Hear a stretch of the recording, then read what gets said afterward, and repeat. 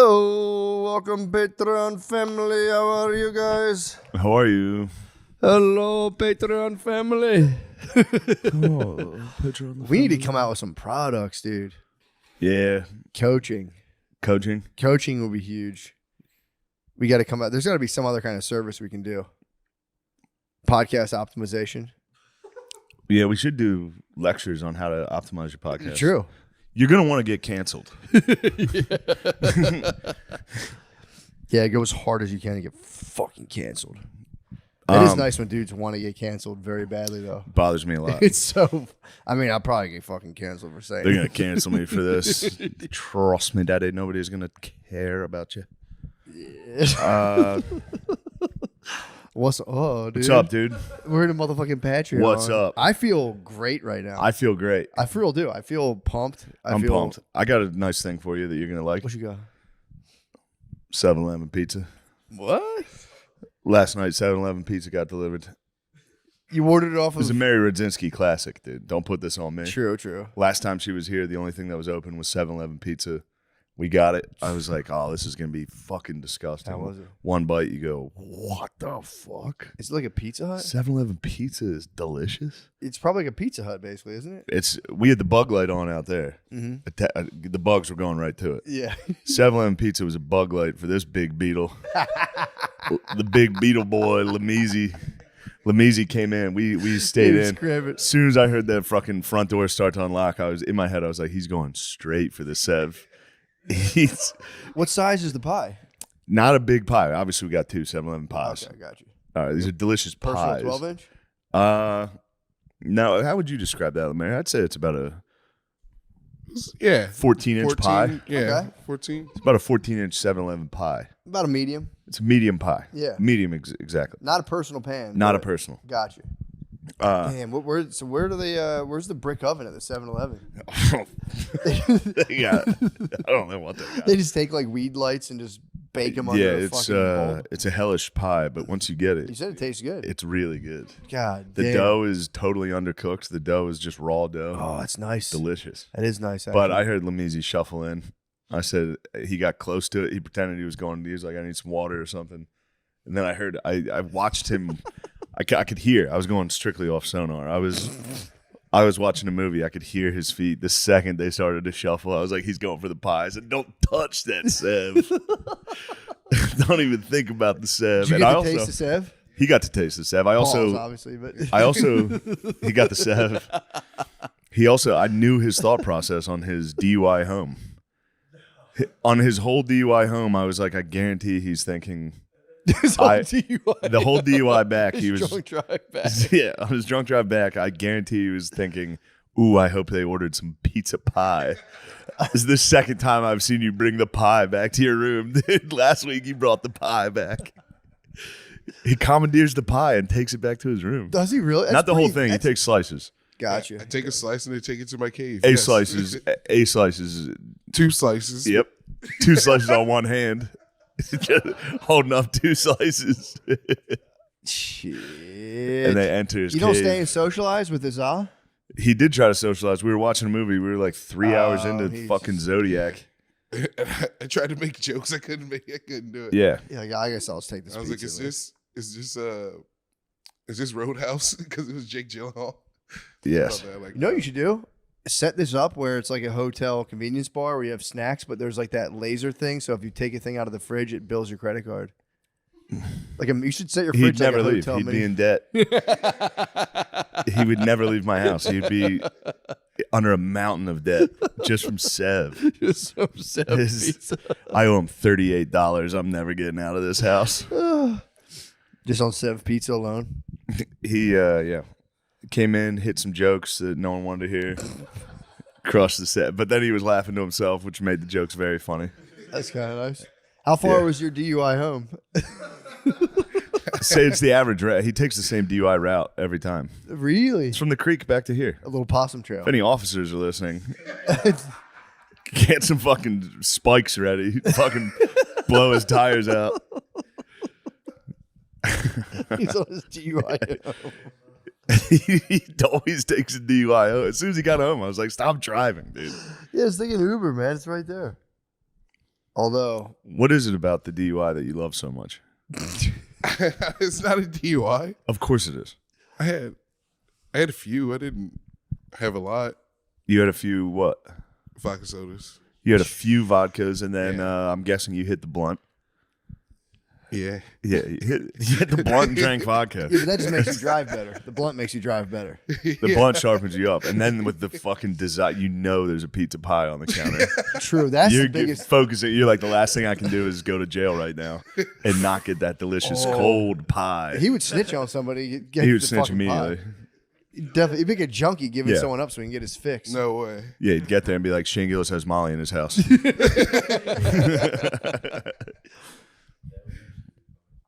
If he snitched on me for the pie. yeah. Here's a $5 autograph. He starts tweaking out. He's like, dude, there's a fucking Sev pie going cold There's there this- in the kitchen. Matt, here's How's the the thing. toppings? Here's the thing. When it's cold, it's even better, dude. What? The Sev pie is nice. I guess so, because I guess with that raw crust, The raw that's good. crust is good. Oh, that's Toppings are good. There's actually some sauce in there. You'd think it'd be a dry pie. no There's some sauce in there. It's a bit of a sauce pie. deep dish, classic hand Deep toss. dish, dude. It's of It's course. definitely hand tossed by one of those fucking Ethiopians. It's probably a movie theater pizza. It is. It Yeah, is exactly. yeah, It's they a can be- concession stand pizza. Yeah, sometimes those things can hit. When it's the only option. Yeah, true. What time what's the timetable? on It this? wasn't even that late when they ordered it. It was probably 11. Really. You'd think there'd be some other late night fixtures such Papa as John's. Taco Bell, Papa J's. Papa J's will order. You just got to say the secret password. You gotta say the ultimate, the top secret password. But yeah, Mark tossed Mary's fiance tossed in a buffalo chicken taquito, Oh, and I saw that in the bag, and I That's was like when you're doing coke and someone busts out the H. I was dude. like, brother, yo, this is already bad enough. Don't stand over the island and crush a buffalo chicken. Ordered buffalo chicken taquito. it's like Requiem for a Dream. You got to double end it at the end. 7-Eleven taquito delivery is fucking crazy. They should take you out of your house. Yeah. It was funny. Yeah. Mary was like, do you have anything for like indigestion, like Tums or anything? I was like, yeah, you just drank White Claws and ate 7-Eleven need a time pizza. You machine. need to undo all the mistakes you've ever made. That's whatever led you to 7-Eleven and White Claws. Yeah. Were they getting surgical? They did. Hitting the surgeons? They got surgical. Oh, no, no. there's no surgeons. God damn it. No. Damn. They did not get surgical. They just hit the claws, regular claws. Yeah. Hit the claws and hit the fucking taquitos. Taquitos, that's when I used to know it was fucked up. When I'd wake up and see the taquito box next to my bed, I'd go, oh, Maron. What have I done? Oh, good God. What have I You become? see a cup of like empty liquid cheese and you're like, oh no. The liquid cheese. I hit the the juice- liquid I hit cheese the going juice down. last Nice, dude. Liquid cheese. Nice, dude. The best ever is my cousin fell asleep in my roommate's bed, doused in liquid chi. we were just partied on the chi like late at night, both very fucked up, and he fell asleep with the holding the cup and just drenched himself. That's Dry that's chi. crazy. I know. He just woke up in dry chi, just like, oh, dude, That's I was always like, the "You most passed out vicious the meal, cup." dude. It's the Last Supper every time. it's so bad. It's a pile of fucking dog shit food. Yeah. You're blacked out, standing at the counter eating it. It's nice though when that's like a good part of alcohol when it shuts down your inhibitions, where it's like I'm gonna munch the most fucked up shit possible, and you just crush it. Feel the You get to eat like a little kid. You get to eat like a little kid again. You get to just be like, Yeah. it's pretty nice. Pretty nice. I was feeling a little. I didn't drink too much, but I pushed it that last night, and I kept having to get up early. Bro, Dude, I woke up Sunday and I was like, I haven't touched the stuff since. Yeah. That hurt. Saturday hurt. I had tequila belly pretty much. Saturday night hurt, and then it was funny. Sunday, I could like everyone was very hungover. We were just hanging out. Slowly, you could hear people just. You could Yeah, hear some crack 'em. tops start popping. Be like, damn, another bro fell. The bug light. Dude, when I'm hungover, I can't. That whole like hair of the dog thing, I can't even look at alcohol. Yeah, It doesn't work. I mean, I'm sure if I did it, it would help, but it's like, I've done it. You regret it, but it works. yeah, I'm sure it helps. If it's like a vicious hangout, Sunday, I came close. Yeah. I came close to falling. And then I would open the fridge and be like, the last thing I Can't want. even look, yeah. Yeah. I used to do the weed edible. If I had a vicious hangover, that gets weird though because you just get real lightheaded and you're like, The weed edible scares me because the hangover anxiety is already at a 10. Yeah. If I toss weed on there. For me though, the weed edible is like I can't get any worse. So I'm already fucked up. So I just get high and I'm like, oh God. The worst was New Year's. We had that New Year's Eve in like maybe 2017. That might have been the worst hangover I've had in a long time. When I was making the skit, when we lived in Mount Vernon. Oh yeah. I remember we just laid on a couch and then finally we got up the gumption to drive to Chipotle. Then I remember I ate the weed edible and drove us all to Chipotle and I was like, it was terrible. I think were we setting off fireworks that night? No, that was 4th. That was the 4th, yeah. But no, that was New Year's Eve. That was a sick party. I think that was like a shots of whiskey. That was when I made the Skizzlers. I made fake Twizzlers. The Skizzlers were deadly. Those things were, and they were made with green alcohol, so I don't think I flushed. That's how long we've been doing this podcast. You can go back and find the episode that week. True. It's pretty fucked up, actually. Dude, Tate fucking crushed us. I don't know if you saw his last tweet. What? Tate is back, and he's not. I think he might have made a grave misstep. What did he do?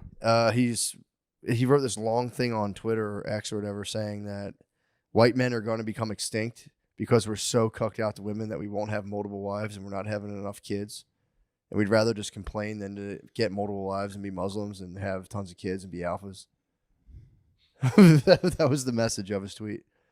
He said we're going to become extinct. What the fuck is he talking about? He said we're not having enough kids. You can look at the results of what the Muslim world's been up to and what the honkies are up to. You can go, I think the ones that are... It didn't hit. Everyone's being like, dude, shut the fuck up. Yeah. You have no idea what you're talking about. Like, shut up. You've been a Muslim for 5 minutes. Get over it. They do need to convert all the white bulls to Islam. I think that might be... There's going to be a bunch of those guys. The men's rights activists. You're going to be like 60. You're going to be at a work event. You're going to shake hands with the whitest dude you've ever seen. He's going to be like, Assalamu alaikum. You're going to go, Andrew Tate got your ass. Tate got you in 2019. The fucking tweet's really funny. It's like, you've let yourself fall and now you don't even have the gumption to get another wife. 5 kids, that's nothing. Everyone's like, dude, you suck. You failed at your marriage. You fucking got arrested, you dumbass. Yeah, he swang for the fences. I guess that's the new. That's what he does, though. I mean, I guess he's not allowed to come at. He's not allowed to make fun of girls anymore. So now he's just like, white guys are pussies. Fuck around. But he's also. It seems more like it's like a cry to like try to help them almost. Yeah. It's not a total slam. It's like, guys, save yourselves before you get totally. I guess before you don't have enough kids in 500 years and there's no more white guys left. Basically, we got to become Muslims and have multiple wives if we want to be not cucked out totally. That makes sense. Yeah, that's what the Tate man's up to. I agree. Yeah, I mean, Matt, dude, we're not doing that today. I just had a fart. Not, Matt. It's natural. I had a fart. I had a fart. I just had to do. You sound like Gerby's there. I had a fart. I had a fart. Yeah, dude. Yeah, I saw that and I said, "Nice try, Tate. Go again." Yeah, right. I'm not mad at you, Tate. I'm not mad at you. Just do another one. Come up with another sick fucking opinion.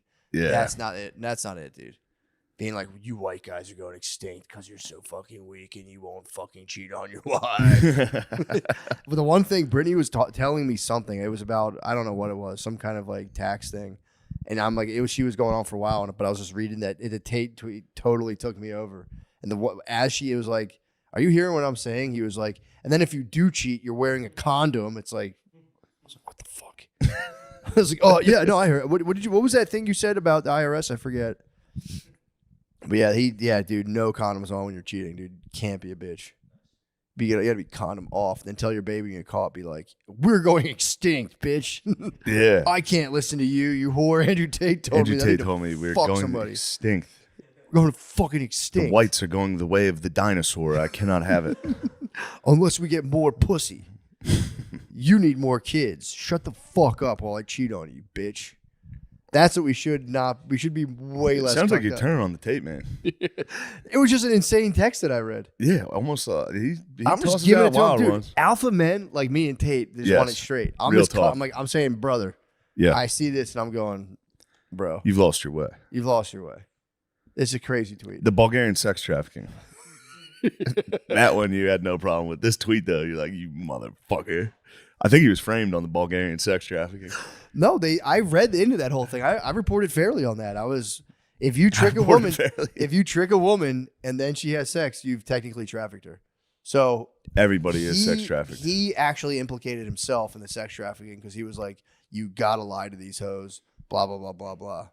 So he kind of did put himself on a platter for trafficking, but it was like a really like he was more pimping. He was innocent. He was kind of pimping. He was pimping. He was kind of pimping on the webcam.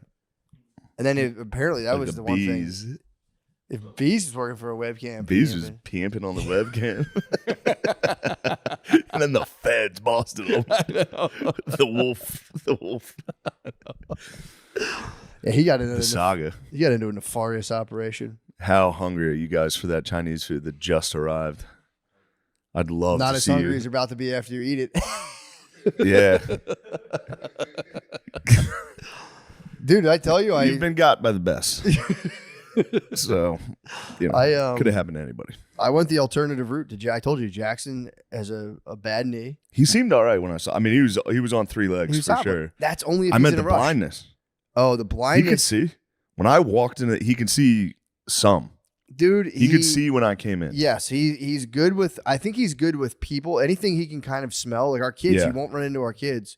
But if there's a chair, he'll fucking just plow through like a little kid chair. You got an all-star dog, dude. He's going. He lowers the shoulder on shit. He doesn't care. Well, I had to let him out through like a little Fights for playroom that to get outside at night, and Yeah. then I try to clear the way, but sometimes he'll rush ahead of me. It's He barrels through. Dude. just all kinds of shit, dude. Just crushes it. I feel bad, but no, if I'm like, yo, slow. So he's picking up a leg.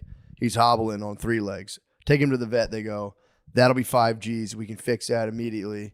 But they're like, his other leg's probably going to go too. So we're going to have to probably do them both eventually. And they go, and I'm like, okay, so he's going to get the surgery and what? Like, he's fine? They go, he should be fine. And I was like, he should be fine? Yeah. Like, well, I mean, yeah, most cases are totally fine. Give me a percentage of success. Total weasel vocabulary. Yeah. So then I call my sister. I go, yeah, she worked in the vet before. I go, yo, what are we talking, dude?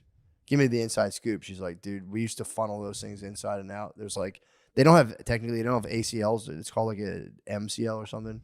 They said it's like their ACL. I don't know. But my sister was like, dude, those things get like they get the surgery and 3 months later it can just blow out back out at any time.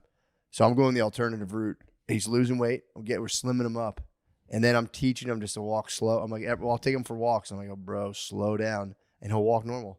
But if he wants to hurry, he picks that leg up and just hobbles down. And if both legs go and my alternative medicine doesn't work on him, remove the legs. Get wheelchair. Wheelchair. That's what I'm saying. Or you keep the legs. Remove the legs. Wheelchair Cut 'em. dog. Go totally attached cybernetic. wheels. You've seen those dogs. They're awesome. Yeah, that's what I'm saying. Wheelchair dogs are great. I was like, dude, he can go 10 G's. Think about Chris P. Bacon.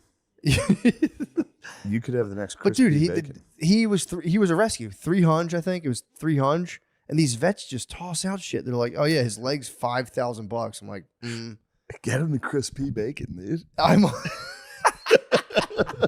might have to, but dude, he's Chris P. Bacon. Dude. He's healing. That's dude. Chris P. Bacon is top 5.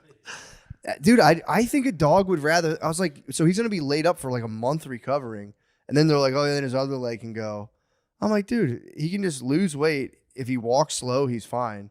And then I can start putting him on like pain meds and stuff too, or it's like some anti-inflammatories. Drug his ass up. But they want to slash these dogs so bad, dude. They need to get the dogs under the knife. Oh my god, dude, because it's 5. They have you by the throat.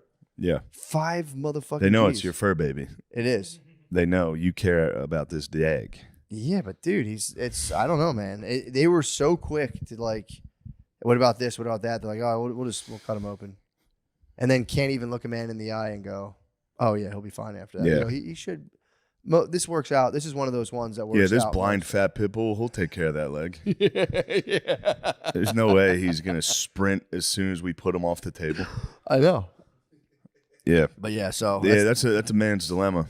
Every man faces this dilemma where it's like, do you pay for surgery for the animal? Yep. Then they tell you it's $5,000. You go, I'm not paying that for a dog. And then you go home and watch the dog limp, and you go, fuck, I'm paying that. You feel bad, and that's what I was gonna do. But then I was just like, dude, if you can't give me a guarantee, I'm not gonna put him through fucking surgery. Yeah. You know? Phil tried to deny Tybalt health care. Yeah, dude. Tybalt was dying one day in the basement. Tybalt was He was a like- sick he boy. was like, no. Phil was like, we're not paying for it. I was like, go downstairs and look at him. And he went down. Tibble was like bloated from some terrible disease. And he was like, oh, help me. He took him to the vet. He saved the boy. Yeah, 'cause that's the thing. Jax is kind of chilling. He seemed okay. I can take him on slow walks. My sister was like, if you walk them a lot and rework it out and let them lose weight, a lot of times it comes back. And it's a reoccurring problem. Certain breeds, their back legs are just tight as fuck. So they just kind of snag you in there and they're like, they'll chop you up. Yeah. And they just grab 5-10 G's off you. The vet is so fucking shady. I've been beefing with the vet since I can't. Yeah. The lepto shot. Do you know what that is? In case a deer pees in a puddle, if your dog drinks the pee that a puddle that a deer peed in, it can get leptovirus. So you have to get a vaccine against that for your dog. And I was like, I'm good. They're not out like in nature like that. I just take them for walks and they chill in my backyard. They're like, well, technically, like a rodent could also pee on a blade of grass, and if that's like, dude, will you guys get the fuck out of my face with this shit? So I'm trying to push the vax.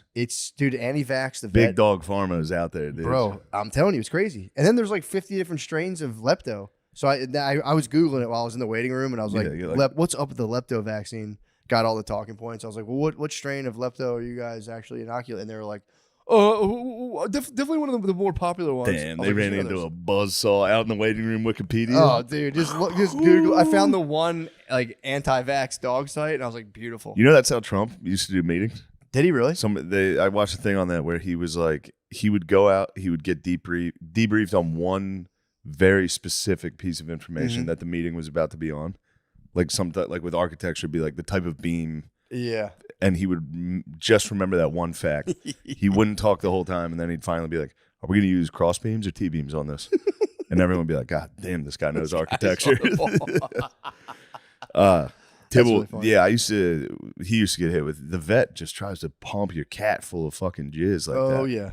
Every day I'd get an email, be like, "Tibble's due for his checkup." It's like, I'm not taking him to the vet. No, man. Like, do you want to give him these shots? It's like, he's a feral. Yeah, leave him. He's a skunk, dude. Yeah, he's literally a skunk. He goes outside and just eats trash and comes back to our house. Bro. Yeah, they need to chill. They definitely need to chill. I've beefed with the last 3 vets I've been at. Just being like, will you guys please chill the fuck out about all this stuff? And they like look at you like they were looking at me all fucked up when I was like, I don't need that. Like, you're the one who kills animals every day, dude. Don't look at me like that. I rescued him. You put down golden retrievers daily. Yeah, true. I saw a cat on the operating table when I went to the emergency vet when he had all the chocolate. Sweet gato. Dude, he was just laying there knocked Gatos out. are so funny. They had him hooked up to all the things. It was really funny. I saw a nice video of a Maine Coon yesterday. It got me going, dude. Did you really? The next Tibble could be on his way. Ooh. I can't do it, dude. Why? I can't have my heart broken again. Yeah, true. Well, you gotta love again. I can't love again, Matt. You have, dude. Especially if he could chill out in Look this at this little guy. Big ass Maine Coon. Can you imagine? Oh my god! Wouldn't you want this boy in your house? Yeah, dude. Bro, how could you not? You guys can be on the couch cuddling, dude. Bro, what are you doing? Get that Maine Coon. Although the big that looked like a gay ass cat. When he was big like that, and they were like, he's furry, and they were petting him. Yeah, and does he only have a little like more bobcat hair? Yeah, dude. But imagine being able to cuddle with a cat that big. That would be pretty nice. You accidentally touch its belly, and it fucks you up. True. Yeah. You know me. I'm a sicko when you get to know me. I love when my cat scratches me. I'm a sicko for that. You love the pain. I'm a feline masochist. You love the pain. I love pain. You know I love pain, dude. I get very like worried when cats scratch Give me that me. fucking look, bitch. Yeah, you'd be wrangling that thing a lot of the time. You'd have to. It'd be your cat. You'd be hunting the saber. You'd look like a caveman hunting the saber tooth, too. True. You're not that tall. That Maine Coon would dwarf you. You'd have to fight that guy for the Sev pizza. I'd fight a big cat, dude. I think I could beat it up. Really? A big house cat. Yeah. How would you take it down? Anaconda squeeze. Yeah, you can anaconda squeeze any cat. True. Play dead on it, then just soak it right in. I got actually a David Lucas. It was funny. My phone was sitting down on the couch, and all of a sudden Maya handed me my phone. It was just David Lucas on FaceTime, and I'm like, oh shit! I thought she called her. I thought she called him, and I'm like, oh, what's up, man? He was on a plane. Somebody mistook him for Lamisi. He goes, "Tell this guy I'm not Lemaire," and I was like, "It's not Lemaire, bro." Damn. So yeah, you could be devil's double, Lemaire. It was very funny. He's like, "What the fuck?" Dude? Oh, you're thinking about picking the mic up. What are you gonna say? I was just gonna say I can't wait to become friends with Kyle Rittenhouse. True, man. I'm gonna have him protect me. Yeah. That'd be sick, dude. Anytime someone gets close, he falls down and strikes them. Dude, I had a fucking I had a weird interaction. Speaking of just out of control lives. I'm sorry. I want to go back to the weird interaction. I took my Zyn out and it was red like that. And I was like, holy shit, my gums are bleeding. I was like, nah, I just ate fucking 10 Starbursts. Fat health scare. You go, oh my God, I'm bleeding. No, it's because I've been eating red candy. All right, what was the interaction with the libs, dude? You get pulled out in a stretcher for candy mouth. Yeah. He's had 7 Starbursts. He opened the wrapper with his tongue. It was pretty sexual. Water tastes pretty weird right now. Water tastes good. Oh, no. Yeah, water tastes like fruit punch. Those men's... Oh, shit, my bad. What'd you say? Those men's vitamins I got from Whole Food, Yeah. they made my pee smell weird. Oh, yeah. You got And to I drink was lots like- of water on them. Yeah, I always... Bro, it's like the 5th one of these today. True. I crushed water. But you're right, though. Anytime I was, like, dehydrated from a Bud Light binge, Mm-hmm. I would have the worst smelling piss, and I'd be like, this is diabetes. And then I finished all those vitamins, and the piss smell was gone. And I was like, oh, Dude. thank God. If I take those vitamins I and was not going to the I doctor don't drink a bunch of or water, adjusting my diet. it's neon. It's crazy. And I always go, what the fuck? Yeah, I don't know what aspect of those vitamins was doing that. Mm-hmm. Because I take BDC. Pause. I had B first. True. I take D. Okay. A lot of D. Take some zinc. None of it's making it's whatever. There's might something be- in there that was making my whiz smell. What is that shit called? A lot of those vitamins, they derive certain compounds from vegetables itself. So they might actually have like whatever that Some stuff asparagus is. bullshit in there? Yeah. Could be like astrologus or whatever the fuck that shit's called. I don't I'm going fucking to take know. a gander at that because that made my whiz smell. Anyway, Yeah. I Yeah, apologize. I don't know what was I talking You were battling with the fucking libs. Yes. Speaking of libs out of control, dude, I saw Libs out of control. I was in where the fuck was I? Yeah, the grocery store. And there was a lady, fully K95, and, you know, I did a ladies first on her. I went, hey, you got it. Because we were both walking towards the same little section. I went, ladies first.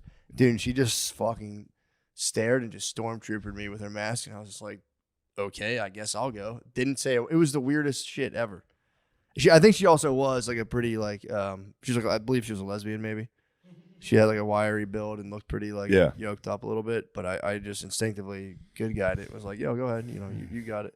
And she, dude, for real, just couldn't see her face and just like Man, stared at me. if I were you, you were probably livid.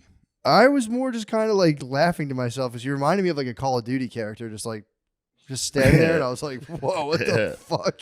I literally went, "Never mind, I'll go." And then I grabbed it. I get needed. mad I was like, seeing the mask. dude. Well, she like social. And then if they she wronged me actively like social distance. We run through the same thing, and she went and just stood there, and I was like, "Oh Jesus, all right." I was like, "Hey, I'm gonna break it to you. Your grandmom is gonna die, so you don't have to." Damn, dude. you don't have to be out here weirding everybody out. Damn, getting stuck in the COVID. Dude, yeah, That's so many people got stuck. can't let it go. There, you see less and less of them to the point now where I was for real stunned, like, "Whoa, what the fuck?" Just stand there, like, shades on, just. She had the stunners on. I thought she was gonna come behind me and fucking. Bonk it. I could get bonked. I thought she was trying to melee. Fucking pressing the stick. Just But yeah, it was for real. It is getting more and more disturbing to see people like wildly masked up. And I was Asians. just like, Asians get a pass for me. dude, they were the They've OGs. been holding it down They were the day OGs. one. Yeah. But And yeah, it kind of suits them too. I don't know why. It kind of no. I'm saying they look kind of fly. That's like Asian chic. it is. Just to be like, It is fly. I don't want the powers that be to think I'm selfish. Yeah. Not let the cameras get your face. True. Yeah, they look good with it on. When I see See a wiry lesbian at the grocery store wearing a fucking That's what I'm 95 saying. mask. I'm gonna go. pull the mask down. This is Texas. This is Yeah, America. dude, that's what I'm saying. This is Texas. I didn't fly all the way down here to fucking live in this liberal fucking bullshit open air prison. Liberals Gaza. Liberals is Gaza. Damn, Iran fucking almost blew it for the fucking libs and Gazans. I know. Iran Drone acting strike up. Israel? Yeah. Yeah, I heard. And then they about said, that. "Yo, our bad. We're chilling." They were fucking Cole. Did- They were fucking J. Cole. They just jumped in and were like, "Yeah, fuck you, bitch." Nah, never mind. My bad. Israel's cool. Yeah, this is whack, bro. Fuck. Have this we shit. even discussed Sweet Drizzy Drake? Not really. No. We didn't actually. I was so excited. I listened to it 30 times. Did he? Did you? I still have. I Did gotta he? listen. To it. Did he? Don't I you still. dare. I still got. I gotta listen to it. I do love rap. It's beefs. exciting. I do like rap beefs. I might be the only one. I fully support J. Cole in his peace mission going on. It comes and goes. I understand he was being an honest man. Yeah, he goes. You know what? I don't even want to do this. Yeah, I don't have to do this. I can just keep putting out records. but he did it. He did. After he put it out, then he was like, "My bad." Yeah. If he would have done that, having never put out an album, that'd be really great. I was being like, I'm not doing this. This is I stupid. understand. I couldn't relate to anybody more. Mhm. I would do the exact same thing. Yeah. I apologize in the middle of every set I do. Every single set, I like, "You don't like this? I'm sorry." True. He did it. Yeah, he put out an album and then was just like, one diss and was just like, "My bad." Yeah. That's fucking lame. He's probably like to get hyped into the whole thing. He probably also got hyped up so hard by everyone. Everyone around him. Fucking kill him. But Drizzy Drake took care of business. Drizzy Drake said, "Shut up, Cole. I'm going." Did he? Yeah. That's what's up. He said Cole was lying. That fucking K-Dot shit sucked. It's pretty great. You're gonna like the diss. The That's diss awesome. is just funny. I'm telling you, I like He's saying it. very mean things. And just crushing everyone. It's a Yes. roast. He roast battles. And he also probably he's had a lot. He's of Jewish. He's got a detractors. little roast battle Jewish. comedian in there. Yeah, true. Yeah, he is part nasty Jew.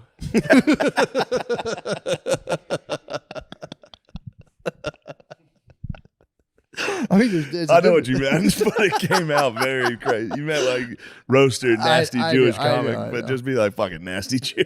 I knew what I was doing. You knew it. We're in complete control. Also nasty. getting your fucking what is that thing called?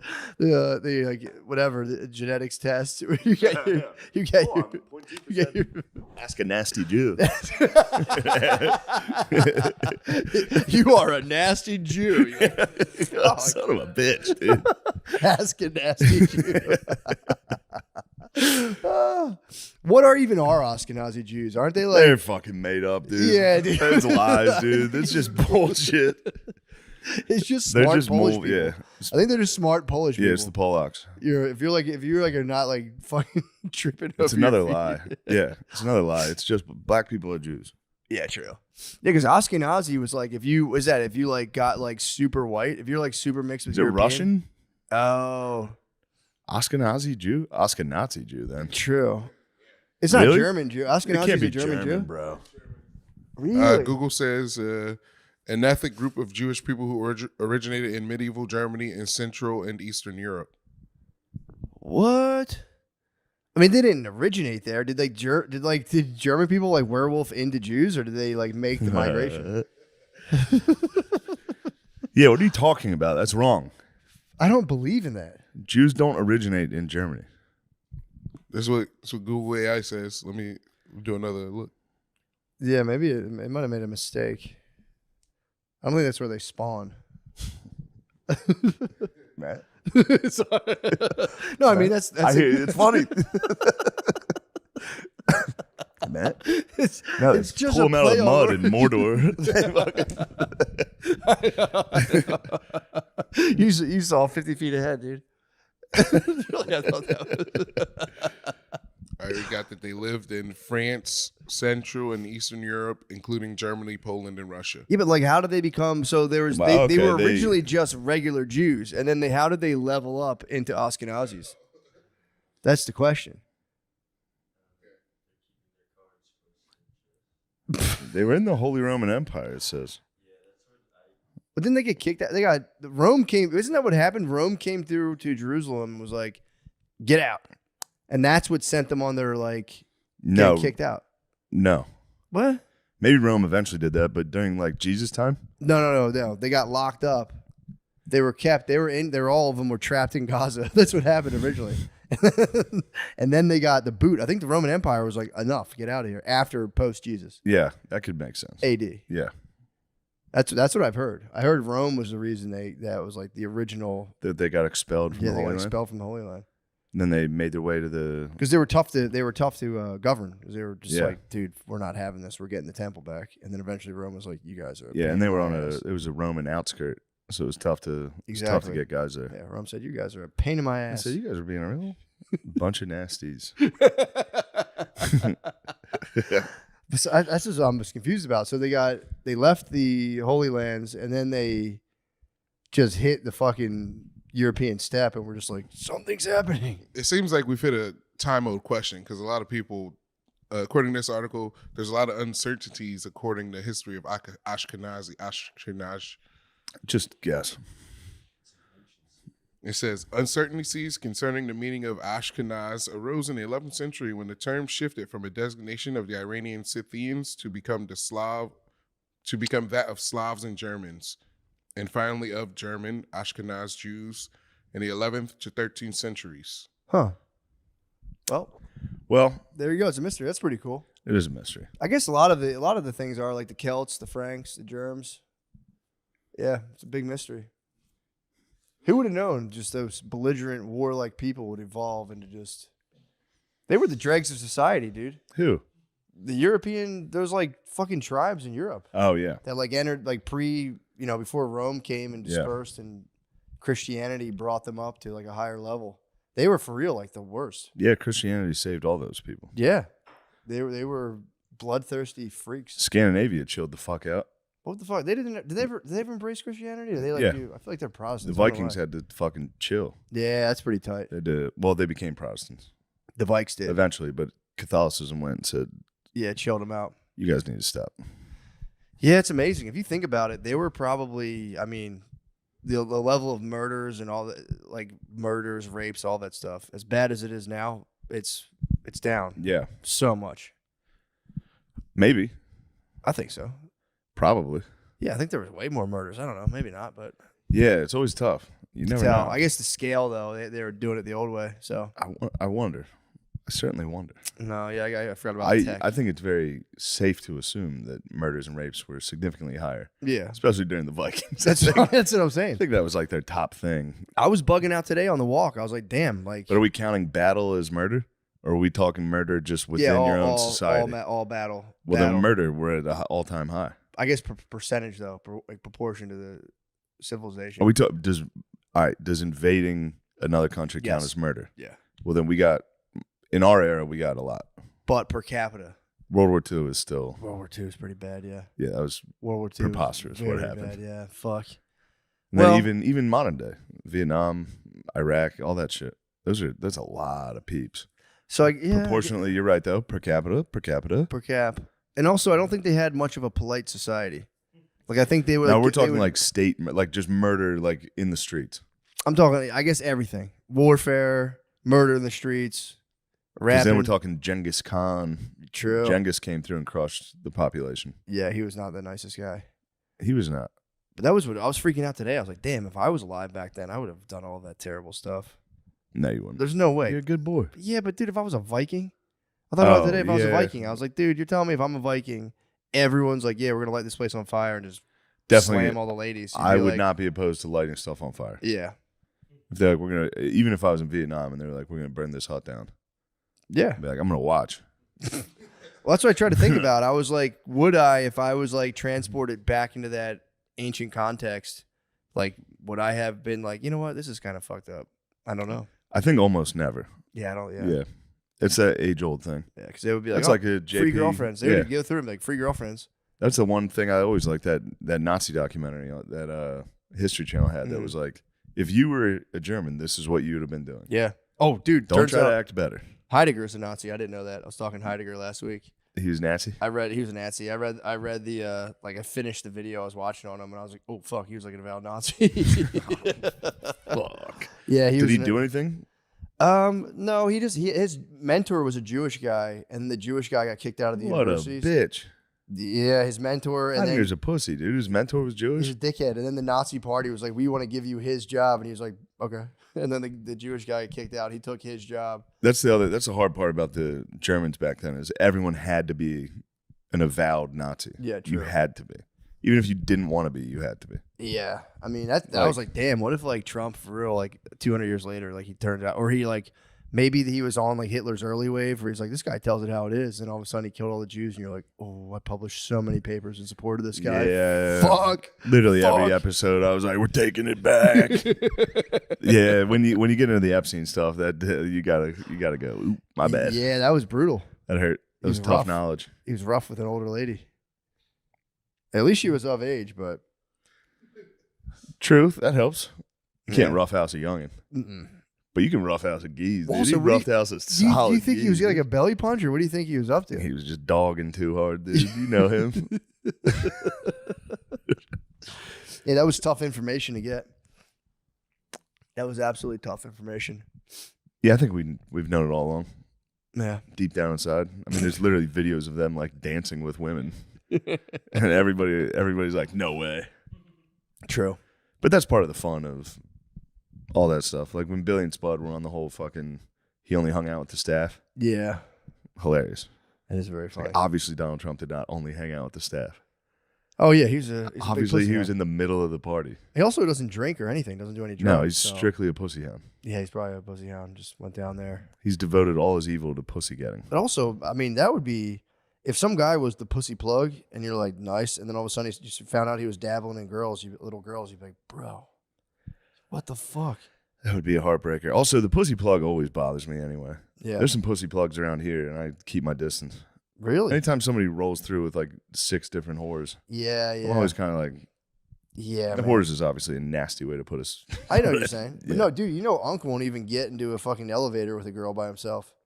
Which one? I was watching Club Shay Shay, and he was like, bro, he was talking to Ocho Cinco. By the way, Ocho Cinco was a male stripper. What were you calling him? Ocho Chino? I thought his Ocho name was Ocho Chino? Chino. Ocho Cinco was a male stripper.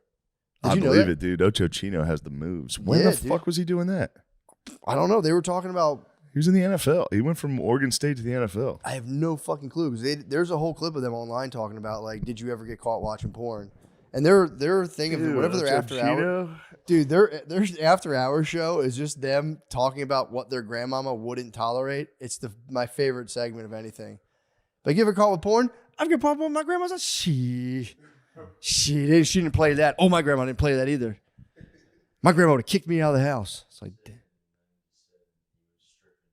That's why he's comfortable. I think he was an underage man at that In point. 1997, Was he said really? he was stripping in L.A. Yeah, bro, he was a stripper. because he couldn't live with his mama. He was short on his light bill. Them candles light him, and then he used to strip. Yep. Yeah, Ocho Cinco, he goes, you know my past. Because he was saying, Shannon. 97? Yeah, it says at the place called the Right Track. No bullshit. Yeah. And he said the big women tip you good. Oh, I guess he was he only played 1 year at Oregon State. Oh, really? He went from JUCO, which is when he would have been stripping. Damn. That makes sense. Yeah, he had to do what he had to do. He said that's why he's comfortable now around the ladies. Mm. He said he can wear his He's birthday seen suit. them. No, he's totally comfortable. He's seen how they operate. Shannon doesn't let the ladies see him naked. Fuck yeah. It's pretty I fuck with sick. that. I know. He won't walk Other around. than when they watch me scamper to the bathroom Well, dude, post coitus. Their grandma, you couldn't be walking around with your shirt off, bro. At Watch your me grandmama's house. You scamper. could walk around with your shirt off in your grandmama's house. Fuck no, I would never, dude. Their grandmamas are so My grandma would be strict. like, "You're fat. You're fat, aren't you?" Yeah, his grandma You'll wasn't playing perish. that. But they were talking about getting caught with porn. It was so fucking funny. Because they're like, nah, I don't watch that shit. And then eventually he would come out and be like, I mean, I stole some I was a male moves. stripper. I stole some, yeah. He's like, well, I was a male stripper. And he's like, he said he stole moves from, I think, Wesley Pipes. He said he would like watch Wesley Pipes, peep all the kind of stuff he'd be saying. And he's like, I would just steal all of his lines and use it on girls. He would Damn. steal Pipes' moves and his lines. That's a name I haven't heard in a dog's age. I know. Wesley Pipes, man. The bros are all, dude, did I talk about the Nat Turner interview from Adam 22? There's somebody named Nat Turner. Jesus Christ, dude. Dude, I've been Tell me about Nat Turner. I've been watching. That can't be a guy. It is. Look up Nat Turner. it's intentionally. Oh wait, is that his real last name? No. That's his porn name. That's his fake porn name. Brian Pumper put him on. The guy named Brian Pumper. Yeah, Nat Turner has. He's a fucking San Andreas character. Nat Turner is from the video game. Matt, I love your encyclopedic black porn knowledge. Well, dude, if you watch the, I mean, I did know all these guys, but if you watch the, Adam 22 would come on this podcast. oh my god, dude, he is so fucking funny. His Would you arc, want him on here? yeah, that'd be fantastic. His arc into porn guy is my favorite thing in the world to watch right now. But he had Nat Turner on, and apparently, who was the other guy, Lemaire, who like lost his mind? Was it Brian Pumper? Who was the guy who got in trouble? Brian Pumper, you're a little pumper, dude. I don't know what you're talking about. Brian Pumper got kicked out. Hold on, I want to make sure I got the right guy. I think it is Pumper. Who was the guy who got in trouble and got like kicked out of porn because he was? Hey, Brian Pumper's a beast. Let me see his face. Yes, that's him. Bro, Pumper got kicked out of porn because he was grabbing girls off the subway and then bringing them back and shooting videos, not STD testing them. Then he would go on shoots, which apparently is like not a good thing. Dude, Yeah. look up Brian Pumper's social media, dude. Brian Pumper's a scary Bro, man. his social media is so nice. They all, for real, I guess this was probably, they were all active the years during San Andreas, but he's another San Oh, Andreas. dude, he's crazy. I'll try to find his social media. It might be the funniest thing in the fucking world. Let me bust this thing up real quick.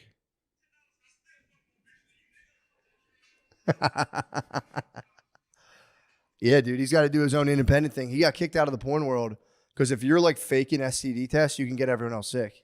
Yeah. So he would prowl. Yeah. Oh, yeah. He would prowl the subways and like be like, "I'm a porn star. Find chicks. I'll give you money," and just no testing them. Film himself raw dogging them, and then he started putting that stuff out. And then he would just go do like between whenever. I guess if he didn't get an assignment for a while, he would start putting his own content out. He was freelancing. But then the thing was too, like he was like hounding these chicks and putting them on the spot, and then like, all right, we'll go do it right now. So you can find a chick like all fucked up on the subway and be like, "Yo, I'll give you money right now to film you having sex." Slam them, then you put them out on the internet, and they're just kind of like, "What the fuck?" It was bad. Nat Turner wasn't down with that shit, but they came from the same hood. So What was the hood? it was like the Bronx or so. They were in They're like in the the Bronx. New York. Yeah, he also won't say Turner when he talks. Will say like skrills. He won't say like sh. It's all got to be like discreets or st. It's no st's. He's like, "Yeah, we're both from the streets." Okay. And he'll use that skr. It's my favorite thing in the world. Yeah, he was a scribber. A scribble. But so they were both from the same hood in New York. And I think Nat Turner, he was in the street life, so he was getting arrested. And then he got out of jail, and he's like, "All right, I'm staying out of jail this time." And then so he's just doing his thing, blah, blah, blah. And all of a sudden he would buy his porns off this guy, like a bootleg His guy. porns. He'd buy his porns off a bootleg man. And he was like, I think he was like, "Damn, Pumper was like kind of coming out." And they were from the same hood. And he goes, "This crazy ass motherfucker's in porn." And then like there was apparently a cop in his. Have you witnessed their power? I've you sat definitely back- seen Pumper. you've done I've never research. seen Turner. I've definitely seen Pumper work. Here's the thing: if Pumper wasn't such a weird ass motherfucker, he could have been. He could have been an all-time a legend. pumper. He's too big of a weirdo though. Pumper's too You big. told of me a weirdo. Brian Pumper. Brian Pumper. He's like I think he's like an autist. Are we talking about our Brian? The Brian Pumper. Yeah, apparently he's a big weirdo. Dude. But so he Wait, Brian Pumper from the Bronx. yes. He's a weirdo. Yeah, dude. Turner's cool, dude. Turner's cool. Turner's as cool as they come. Everybody, he is not on any girls do not work with list. He's just cool. He did say he's kind of getting older now, so he's like, dude, you get to a point where like, he said whatever he is, like in his late 40s, he's like, they hit you with a girl and you're like, "How old are you?" And they're like 18. He's like, psh. He's like, "I'd do it." But. He puts his hard hat on. He goes. He picks up the lunch pail. He goes, "Hey, somebody's got to do it." Yeah. He said it started getting kind of uncomfortable though. He's like, "Yeah." He goes, "I just stopped asking." He goes, I didn't want to know. But he what you gonna say, Lemire? Did you know Turner was the guy who fucked Adam 22's wife in the video when she came back to porn? Turner? I Yeah. don't think so. It was him, brother. I just looked it up. Was it Turner? Yeah. He just did an interview with him. I mean, dude, they're Nate Turner. Dude, yeah, it's right here. He fucked Adam's wife. What? I thought that was a different guy though. Oh, so Nate Turner got a turn? Because I think it was a different guy initially that set the whole thing off. Because Nat Turner doesn't like the guy who originally fucked Adam 22's wife, by the way. I'm sorry. Just calling yourself Nat Turner is It's fucking insane. dude. That was another one. I was just in bed watching this on my phone, just giggling every time. Yeah. It'd be just like Turner. It was, but dude, the way he started, he was buying porn from a bootleg man, and I think they started talking about Pumper, and then the bootleg man was like, you know, that cop who's like always posted up right there, he's in porn too. So the guy went up to the dude. Oh no, it was Justin Slayer. That was the dude. Dude, what the fuck? What is going on, dude? Slayer's a legend. Dude, you have to watch the Nat Turner on Adam 22. It is the best interview. I swear to God, it's the best interview I've ever seen. Who is this new guy? Slayer? So I think Lemaire. Let me see. I think Slayer, I think was a cop, I believe. Justin Slayer rules. Justin Slayer Justin was Slayer. Yeah, Justin Slayer. Justin Slayer was a cop, I believe, a local cop. Ew, And dude. he, You guys are fucked up. it was just the interview, dude. You know all these guys' names, dude. From the interview. Knowing porn stars' names is Dude, weird. it's from Knowing the interview. male black porn stars, you have a Rolodex of these guys. That's probably a guy's name. It was from the interview. I'm saying. Are you Have talking you ever about heard of motherfucking Justin Rolodex? Slayer? Obviously, dude. But I couldn't put I a face to had the never guy. heard of Justin Slayer. I'm sure I've passed his work. That's what I'm saying. Yeah, but you don't fucking. I've never watched a porn and been like, what was his name? I liked his truck. I know somebody has. You've searched porn by the mail? Yeah. That's fucking gross. Well, dude. also, here to be fair to me and Lemaire, if you're looking up black chicks, these guys come up a lot. So The you guy- see these guys, they come back and forth a lot. I've seen the same honky porn stars a couple times. Yeah. I don't know their names. To be fair, the black dudes have better names. Nat Turner, Yes. Justin Slayer, There's a little humper, Brian a little Pumper. pumper I've seen. A little pumper I've seen. Pumper. I'm telling you, Pumper could have been There's a little so pumper great. that hops around on a lot of these. Pumper could have been great, Little pumper's up to this guy's up to no good. dude. Well, apparently Slayer invited Nat Turner to a party. He's putting a hurting on these girls. He's really damaging these women. Yeah. And he invited him to just like a freak party they were going to film. It was like a swingers thing. Yeah. And they liked the way he worked, so he got invited out to L.A. to do porn. He was like, nah, that's too weird. Like, whatever. I'm not doing that. And then he started getting up to his old tricks again in the streets, and he was like, I'm going to get arrested. So he just told his family, like, I got to do private security work. Went out to L.A. And his first, I swear to God, like 50 scenes were DPs. And he was like, now my hood, I'm from a street, so my hood, they weren't down with DPs. So he said his hood almost wouldn't even allow It's kind of a him. universal thing. Yeah, his hood. Almost every hood. My hood would be shocked and appalled. 50, dude. Before he could even get any one-on-one, he had to do 50 My DPs. hood would go crazy. Dude, he was like, my hood wasn't down with it at all. So he like, imagine nobody knows what you're up to, and all of a sudden you're just fucking DPing a lady online, and there's just 50 fucking videos. He had to do 50 DPs. He had to put in work, bro. That was him putting in work. That was him. Fuck you. That was him putting in work. And then he put in his time in, dude. He put his time in. And then he got to do the solo stuff. And that's when him and Pumper. That's when he got to shine a little. Then was there beefs between these guys, or was everyone kind of simpatico? Turner on set, he would kind of roast everyone. That's just who he is. He's a goofball. He's just a dude from the streets. He's going to roast you if he sees you. Because all the male porn stars, you knew how much they made. And they'd have these huge fake chains. And he'd always start roasting people, being like, dude, that shit's not real, blah, blah, blah, blah. I doubt they couldn't have been getting paid. Although those guys they seem like that's the steroid era too. Oh, true. This is the steroid era of porn. These guys. I think they were getting like, when they got big, they'd probably get like hundreds of thousands of dollars. But it was only for a little bit. It wasn't. He made a living because he did it, dude. Turner was doing porn for like 25 years, and he goes, he claims he doesn't take boner pills because he goes, that's a real thing. He said his first solo shoot, he said he went soft. He goes, it's so hard. He goes, everyone talks shit, like throw me in there. He goes, dude, it's so hard. That'd be the worst. That's one of the last things on earth I would ever do. Yeah, man, it'd be Everyone's hard. like, man, that's a dream job. Yeah, like that's must be nice. It's disgusting. He said you're just you and the star. You got to get a night. The I don't like co-star. podcasting with a camera. Imagine if we had to keep boners on camera Go this like whole time. Like Barstool Studio, the lights are just the brightest lights. Yeah. Like, that's the porn lights. Yeah, dude. Oh my god. And what happened too? Like I don't know if you know, but he was actually dating Jada Fire for a while. But like, sorry. Jada Fire? She was Jada Fire. Jada Fire. She was the baddest She in the game. rules. He claimed she was the baddest in the game, but Why was she so good? I don't know.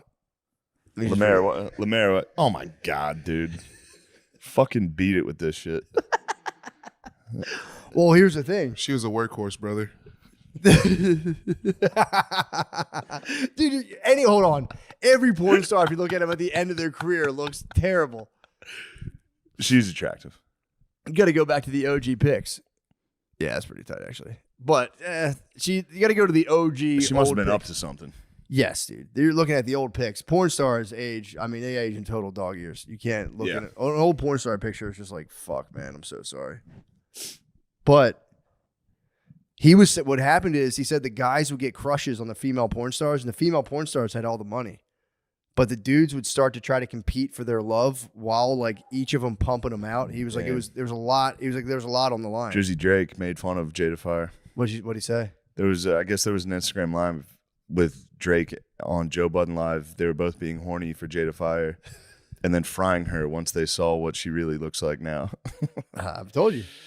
They were being horny for Fire. Then they had dude, every female porn star either, they, I'm not going to say, but they do stuff.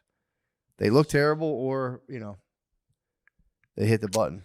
I don't like this type of talk. I hear you. It's not good. But all I'm saying is the reality of them competing to like try to get them as girlfriends because they'd all would smash them and they'd be like, I'm the best. It's like a insane world that I never even thought about with some of that stuff. Because you'd be chilling afterwards. You'd be like, I want to make Jada Fire my girlfriend. And you'd have to like figure out a way to like be friends or whatever. It was pretty nuts. The interview was pretty fascinating. How he would like date chicks and have to eventually tell them like, I am a porn star. Pumper could never touch Johnny Sins, dude. Dude, I'm trying to think of one who male porn Sins? star. I don't know who Sins. Sins, No. bro. I don't know Sins. Does he lay it down? He doesn't lay it down like Pumper. He's not like, you know what, guy? There's Pumper's Rocco, loving the game. dude. You gotta Pumper's name- scraping the There's subway. a guy named Rocco. Rocco Siffredi. That's the goat white. You guys don't know Rocco? I have to see him. He's the guy who just like steps on girls' heads. I don't like that stuff. Rocco Siffredi. Let me see. Don't click images, dude. 'Cause you're gonna get hit with one. Is that Rocco Siffredi? Ew, Lemaire. Does he look like Mr. This is Clean? fucking. You're gay, dude. No way. I'm telling you, dude, the Nat Turner interview is unbelievable. It's one of the funniest stories Nat Turner, I've ever a heard. guy who believed he was a prophet and led a slave revolt. Only 150 years later to be named after a fucking. Nat Turner. Oh my god. Yeah, he said he gets recognized by dudes, and he says the funniest things. He'll be walking, and dude will go stare at him like, "Where do I know you from, bro?" And he'd be like, "I don't know." He'd be like, "I'd be doing pornos." And the guy's like, "Oh shit."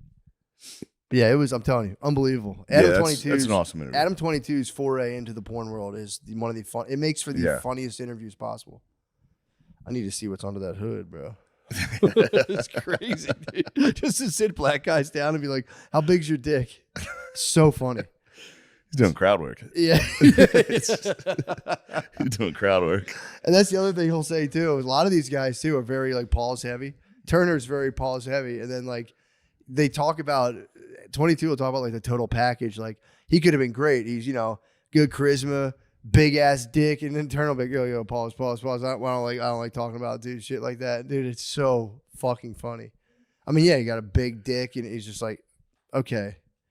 I don't really know about all that.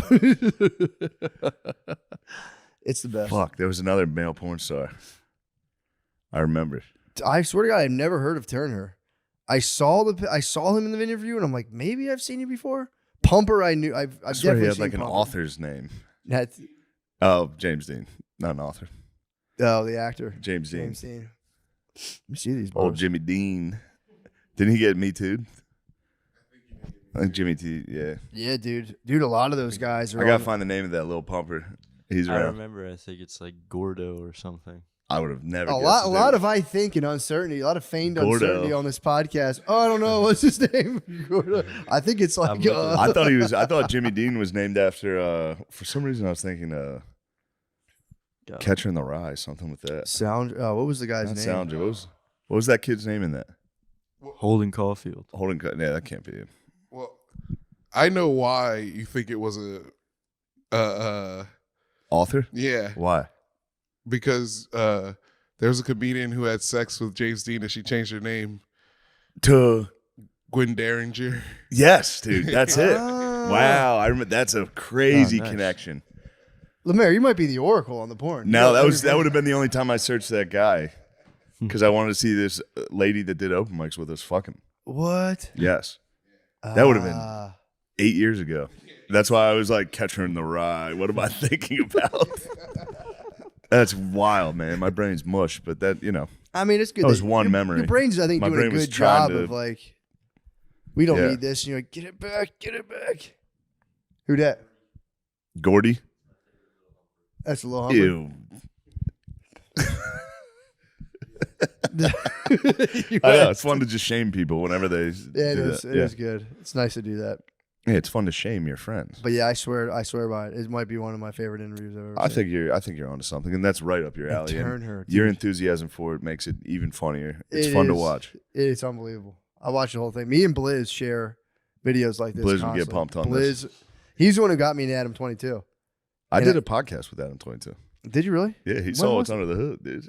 He's peak. No, I did Legion of Skanks, and he was on it. That's Yes. nice. I forgot about that. I'd never heard of him. He's the man, dude. He was very, very nice. He yeah, was cool. He's the man. Yeah, he was cool.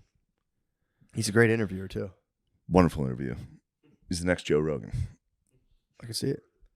Unless his perversions get the best of him. If they haven't yet, True. I mean, or he made a might living have out of it. mastered his perversion. I think he did. Yeah. I think he absolutely did. But yeah, he's him in the porn world, man. Can't wait to see what he does. Can't wait to see his dick. I'm kidding. I know. I was giving him a little taste of his own medicine, dude. We're gonna have to see what's under the hood when he gets here. I got a feeling he's gonna pop the hood. I bet he pops the hood. actually Dude, he's a wild bull. He is pretty wild, and he's used We're to not that set having life. that in my living room. He's used dude. to that set life too. Yeah. He's on porn And sites. this is like where they film porn, just an Airbnb house. Yeah, he'd be so comfortable getting naked. Yeah, If we yeah. did an all naked podcast with Adam 22. You have to blur out my nipples too. You have to blur out everyone else's dicks and my tits. But leave my balls. Only have one pixel on my penis and then just a sack. Oh man. Well, sorry Oh to man. give you guys Oh the spur. I man. can't believe I never talked about that. I can now just push that out of my head. Now it's gone. It's gone. I'm done with You're it. done with Pumper and Turner. Turner. And Turner. Oh my god. Justin Slayer. You said that was your goat, right? Slayer put him Oh, on. you said he was a DC goat? Who's your goat? I said DC Goat. Yeah. Do you know where he's from? No, because I think there was Slayer's another- from New York. Yeah, there was another guy who I thought it was who was like the same name. You never because some guys like they have sex with girls you like, you know. Hate those guys. Yeah. Those are the worst guys on earth. So you gotta search them. All right. It's all right. Oh, You're allowed man. to search whatever you Yeah, want I'm on not there. judging you, man. Yeah, man. It's 2024, dude. So you would search a guy and then fuck your brother's pocket pussy in your grandma's house, then plop down on an air mattress and go, "Hey, another day." Ooh, I'm exhausted. Well- I mean, I just admire the craft. That's all. I'm like Adam. I just admire the showmanship, the craft. It's not as easy as guys think. I totally agree with that. I Right. can't You imagine. just got to get through it. You and the girl you're working with, you got to just be professional. I'm a professional, dude. You got to be able to stay hard as hell. But he's a bit of an info though, so it was a little easy. He's a bit of an info. So Well, Thank you, guys. I mean, that's just shifting gears.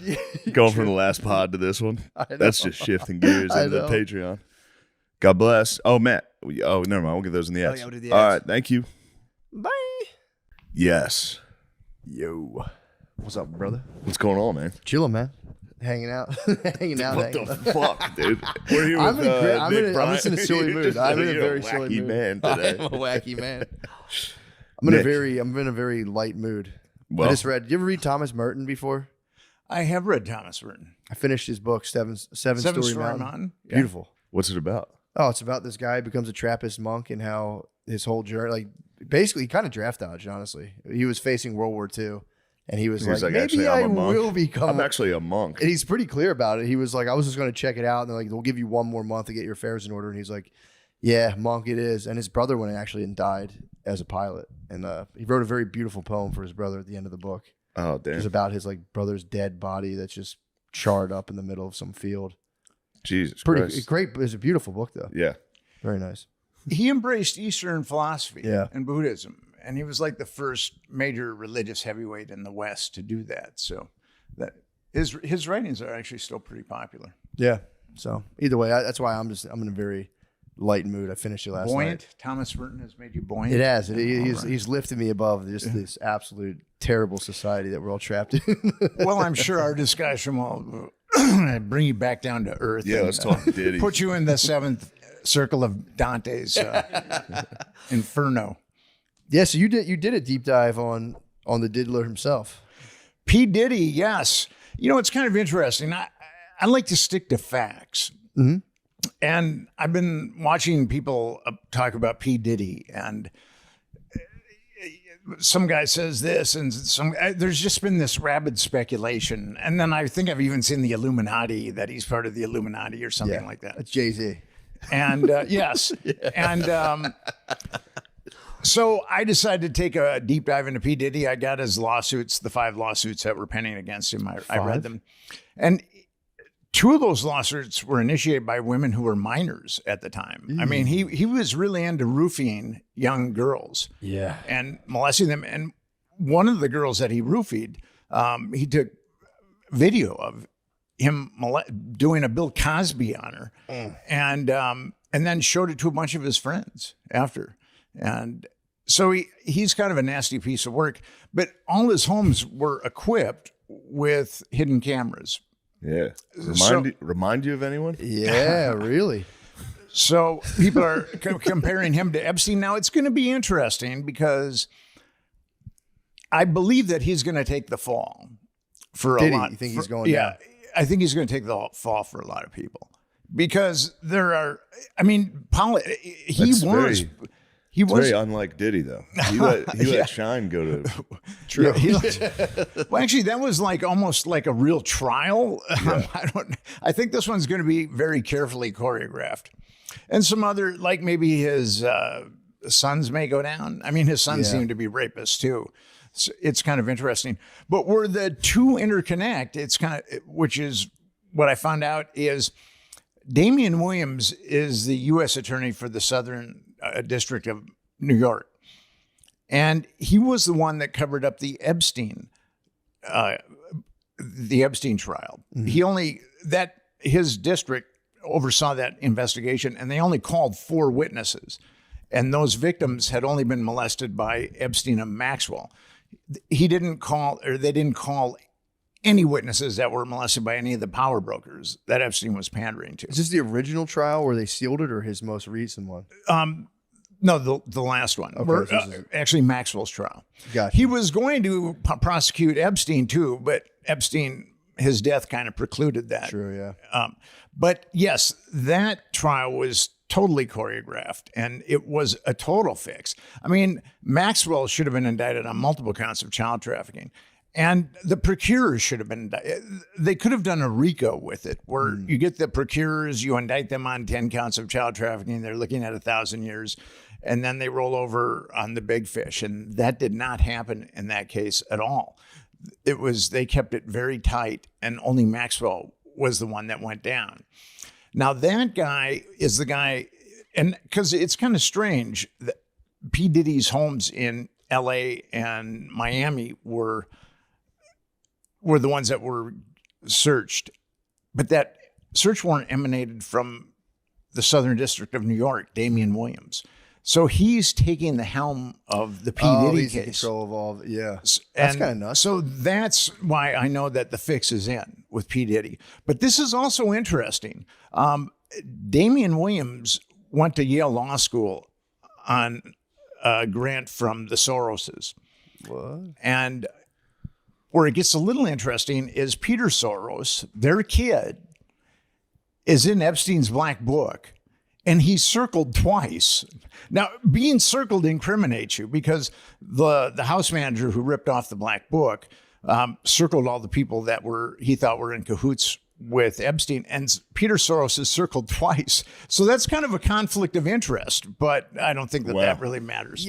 So why are the penalties so low? So she got 20 years, right, for trafficking kids? Yeah. Because if you look up, you hear about guys musting kids. They get out a lot of times. Like did you see the Nickelodeon thing? Yeah. Well, they would get out guy, after like Pickle 6 Boy? Yeah, Pickle Boy. They would do. Pickle Why? Boy. How is the Free law my man set up? Pickle Boy, dude. Free right, my dude. man Pickle Boy. Roof him, dude. Put him under the jail, dude. Yeah, he's back. How is it that the penalties are only like 6 years for that versus like you would think like Dude, we watched Zodiac last night. The alleged Zodiac killer, yeah. Lee Allen or whatever. Yeah. He got in the middle of being the Zodiac, allegedly. Yeah. He got arrested working at a school for molesting children. He went to jail for like 3 years. Yeah, why is the penalty so low for that? Got out, went right back to writing Zodiac letters and killing people. Anyway, Jerk. yeah, you get like 10 minutes. That's what I'm saying. I'm like, I have no idea why the law is set up that way. You would think, like, I always say, like, who would you rather live next to, and that should be the law. How long you go to jail for? Pedophiles, 100 years. 100 Well, I years. mean, it's Not 4. it's a 15 to life sentence. So I'm sure that if you're living in a trailer park and you molest a girl, that they'll put you away for life. Yeah. But it's a little different with the people that run our world, I guess. Or it's a life sentence to live with your mom. I think that's the life sentence. Life sentence, your mother's basement for the rest of your life. Yeah, you gotta go home. I would off myself grounded. before that happened. You just get grounded, I guess, if you're a pedophile. But yeah, that's crazy. Maxwell was like, she was famous for it. You'd think they'd make an example out of her for a long time. You were saying she's in a dormitory now? She's in a dormitory. And the dormitories are generally for people that have done time and been exemplary prisoners and are about to get out. But she's right in a dormatory now. That's So crazy. And she got how many years? she got 20 years. Do you think how many of those do you think she's serving? Well, in the Fed system, I mean, not that this is going to really count. Yeah. In the Fed system, you've got to do 85% of your time. So she should end up doing like 27 years or 17 years. Yeah. So, but I don't know if that's going to happen. I mean, she kept her mouth shut, and she's got a lot of money that's waiting for her. And I think that was kind of the deal. This is just my opinion. My surmise is Yeah. they sat Maxwell down. They said, Ghislaine, you've done some really good stuff for us. You've enabled us to blackmail a lot of people. But, if you keep your mouth shut, you won't end up like Jeffrey Epstein. I mean, you're going to have to do some time, Yeah. but then you're going to have lots of money when you get out. Yeah, maybe she'll have her own like Target line. She'll have like home goods Target line. Buy Ghislaine Maxwell. I was thinking, I don't know if Target would stoop that. Maybe Walmart should have her own Walmart line. True. I'm a Minnesotan, and Target began in Minnesota. True, So true. I have kind of My a bad. special affinity Excuse for. Although what's kind of strange is I think Walmart and Target are kind of a jump ball, but as far as like quality and service and things like that. But people in New York actually have Target bags. It's almost chic to have like a Target bag. I've never ever seen a Walmart bag, someone using a Walmart bag in New York. Yeah, they'll walk around. Usually they're homeless if they're walking around Yeah, if with you a got the Walmart bag, things That aren't is going not, well. yeah, that's not a Louis Vuitton purse by any means. Well, actually, I saw a homeless guy in New York a couple of weeks ago. He had like 8 Target bags. So, So he was doing well. homeless chic. Yeah. Well, so the Diddy thing, you think Diddy's go? I wonder. I don't think Diddy thinks he's gonna go down. Where do you get that? I just think about it because it's like they were saying like, well, they were like he could just flee the country, but I was like, I don't think he thinks he's gonna. Somebody just told me that. They're like, Matt said he doesn't think he's going down. I was like, is Matt fucking talking to him? No, I'm just saying like because otherwise you think he would flee, but if he's, I don't know. I think he is. I think the boys got him. He invented the remix, dude. You think he's not going down? Now that's a valid point. Because otherwise, he has the means to. He's a flight risk. He could take off. I would think that there's a eye in the sky on P. Diddy. I think it's like, okay, that makes I sense. think the people that raided his house are true. pretty powerful. True. I think they got a good location on that guy. Yeah. They're like, we know you got blackmail stuff. That's what I heard. I heard they raided the house to get the blackmail material. Yeah. I mean, the same thing happened with Epstein, where they drilled his safe and they pulled out hundreds of DVDs. What? And I've done freedom of information requests on. I didn't, of course, want the DVDs because who knows, what licentious, nefarious things they're filled with. But I did ask for reports on the DVDs. I've been having a tough time getting Pornhub down here. I might need the Epstein DVDs. The box set. The box set, dude. Get the portable DVD player going in the bathroom. Well, if I ever get the DVDs, I'll Toss me the good ones. Toss me the good ones. So scrub the bad stuff and Get rid of the bad stuff. it's kind of funny. When Epstein died, the Fed said the case was closed. Yeah. So then I put in a FOIA for the reports. And then they said the case is ongoing. Oh, really? And then I did it again. I don't know, about 3 months ago. And then again, they said the case is ongoing. I mean, the guy's in the ground and rotting, but the case is ongoing. So trying to see that Stephen Hawking. I'm trying to see I him want to see Stephen thunderclap. Hawking fucking that would have been tough, reverse I think. forward, reverse forward. Just Back that thing up, dude. Maybe- back it up, Terry. Hawkins might know some stuff about physics that we don't have a clue about. True. So, yeah. True. You never know. Sexually, he could get a little wormhole going. Yeah, that's kind of crazy. So Diddy, I know who was implicated in Diddy's was Cuba Gooding Jr. got hit pretty hard. Everyone thinks Meek Mill was involved just because he was like, they named basically his circumstances. But what was like the worst one? Because I knew he had the case against Cassie. That you're saying he had the underage people. Then Well, there it was the Little producer. Rod. Little Rod. That was the most fascinating one. one. That was the last one.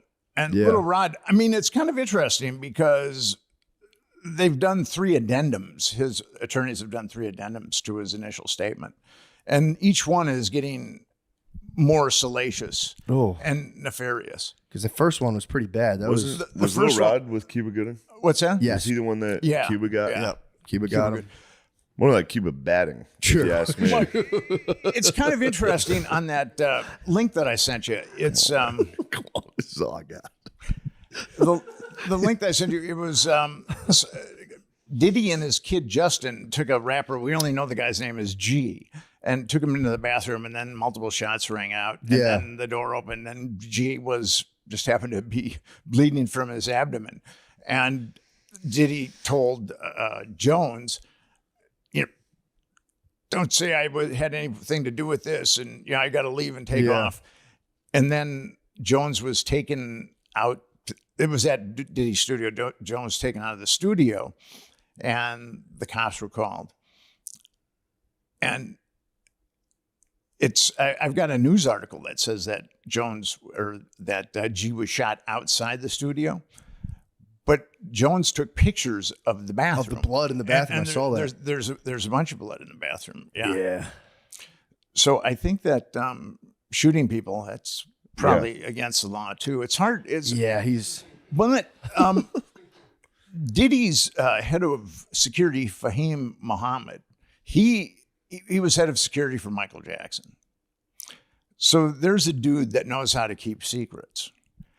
And according to Jones, he's a fixer. He's really tied into the LAPD.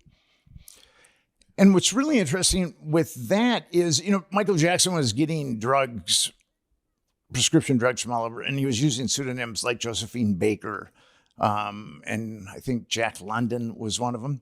But then Fahim Williams or Fahim Muhammad's name is right there as far as one of the people that was providing Jackson with drugs. And nothing happened to Muhammad. The doctor had some problems that was prescribing them, but nothing happened to Fahim Muhammad. So, and Jones maintains that he's like a superlative adept fixer, that he's got connections in the LAPD that can make, he said, that can make either problems or people go away.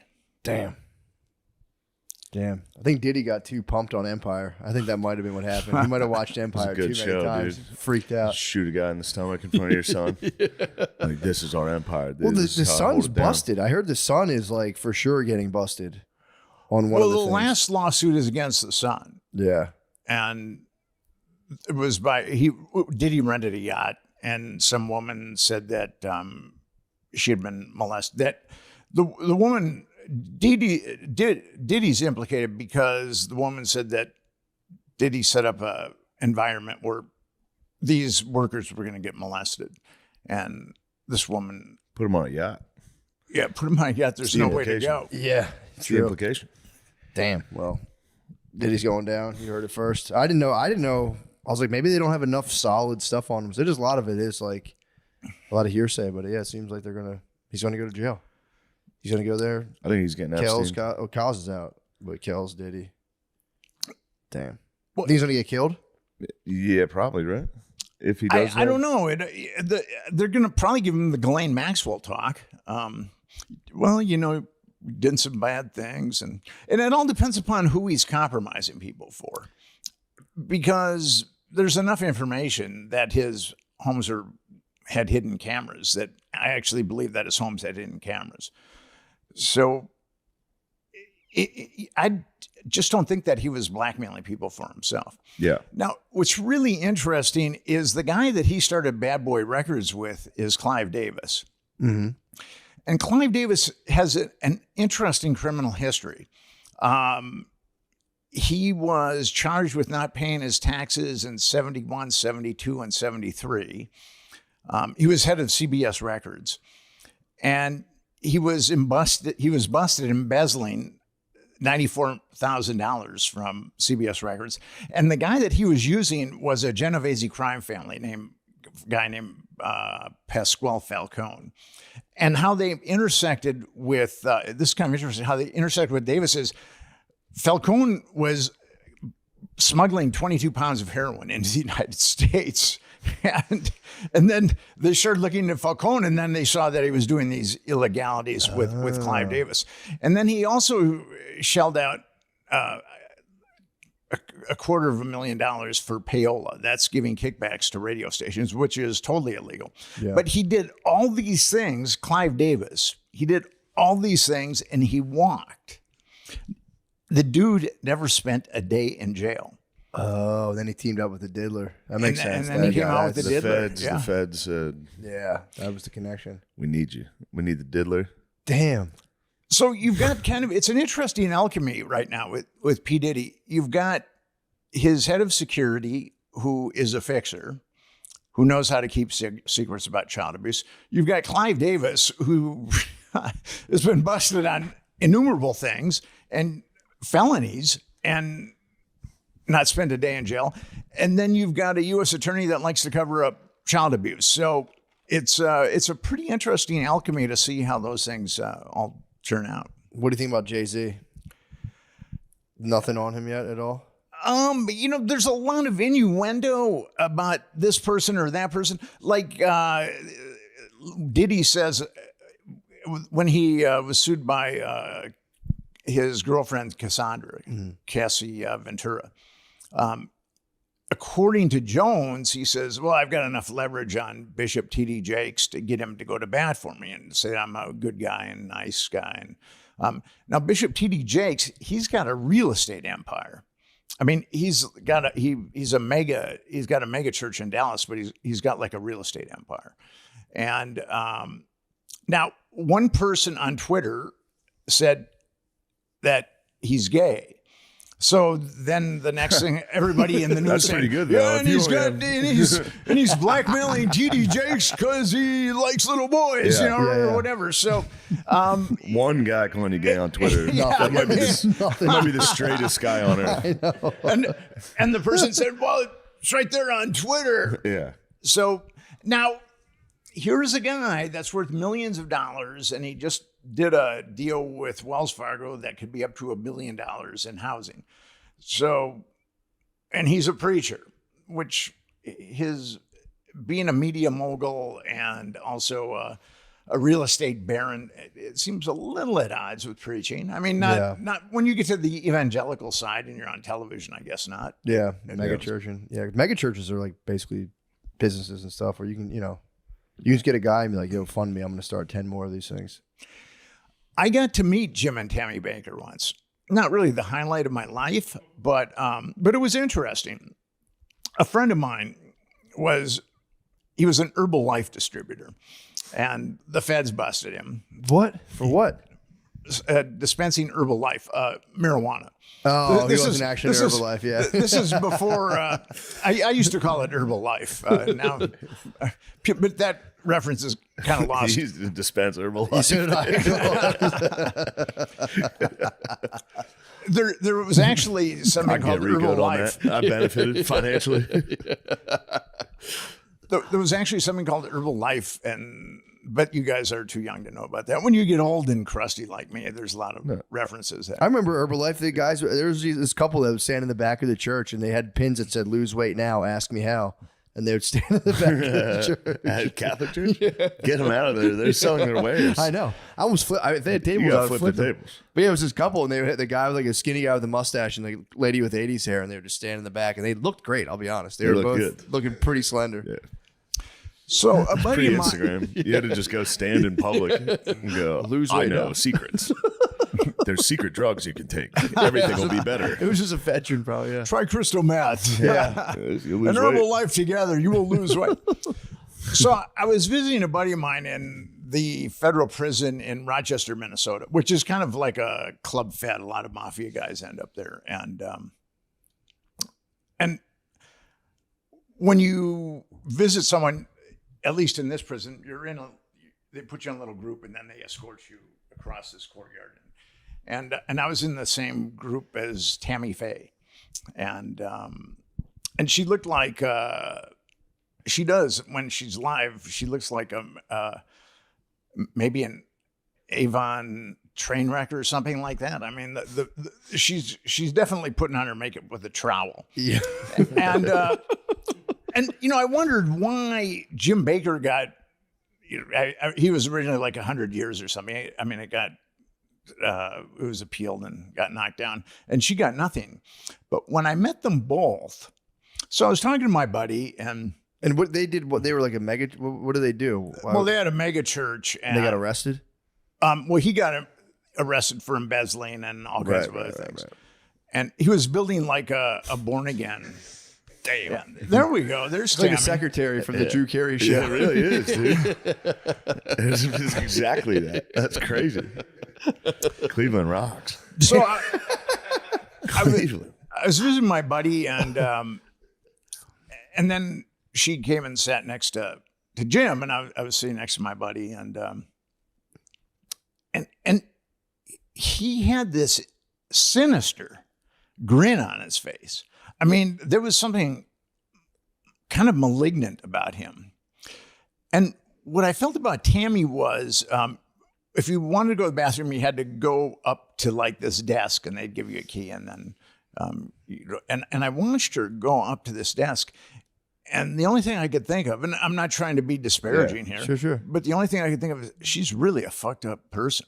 I mean, that's really what I it's felt. honest. I mean, and he's sinister, and now he's got his own evangelical show again. Oh, he got out, and now back. he's back Yeah. to the same thing. So, what was her deal though? Was she there just to visit him? To Was it visit like him, a- yeah, she's and at she a dump out. ultimately. Bringing Herbalife. Yeah. Just dumped out some Herbalife. Did they get conjugals? Did he get conjugals in there? Maybe he was smiling. 'cause he was about to get conjugals some got. pussy. I don't think there's any more conjugals left. They don't do at that this anymore?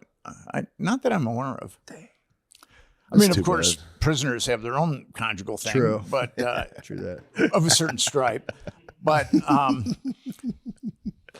well, so Jim Baker's got his own show now, and you would think with all that scandal. And I was also told that Jim. I probably shouldn't say this because it is derogatory and defaming, but I was told that Jim spent a lot of time on his knees when he was in prison. Really? Praying. Yeah. Damn, who told you that? Some people that were that did time with him. Damn. So Probably, I mean, his enthusiasm was probably great. True. so now that I know these, got to take it out. Come out of this. so now that I know these demon things out of about this Jim, Just anointing himself with the chrism, dude. Running around after he gets the facial. That is insane. I mean, again, I know what you're saying. You don't want to implicate yourself in any kind of negative smearing, but as just a joke, it's very funny for a mega church pastor to just be pulling it out of guys in prison. well, Say your name, demons. Be out. Be gone from this man. Oh, oh Lord. Oh. mega church pastors get into a lot of those problems. Yeah. Yeah, they're all freaks. Yeah, it's and I feel sorry for the people that believe in them and then ultimately end up giving them tons of money. And Yeah. there was an article. It was either Time or Newsweek did an article because Jim Baker would go out with all these prostitutes, and then he would have them do stuff. And Yeah. you know, and there was one prostitute that said, I've got 2 kids, and I wouldn't let them near that guy. So, and here he Damn. is preaching to millions of people every Sunday. Really? She was like, he was too, I guess he's got some aberrations. some requests. Time magazine and or Newsweek, I can't remember which one, really didn't delineate on those aberrations, but I think that we can, from the anecdote that I've told you about is stay in prison, I think we can maybe Yes, extrapolate True. well. Yeah. Probably some. All right, so final thoughts on the diddler? I think he's going to go down. But here's the thing. Diddy just didn't have musician friends, but he was plugged into politics, not quite like Epstein. Vote or but, die. but Oh, he- yeah, I forgot about Yeah, he was old. He was, yeah. Yeah, true. and he also had a lot of sports people too. So going to he had regular parties and then he had what he called freak off parties. Yeah. And it's going to be interesting to see if any other people are going to go down.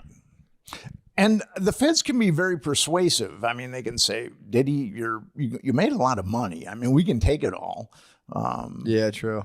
and put you away for 1 million years, and then, or else you can go gently into that good night and you can keep your money and we won't arrest half your family. Damn.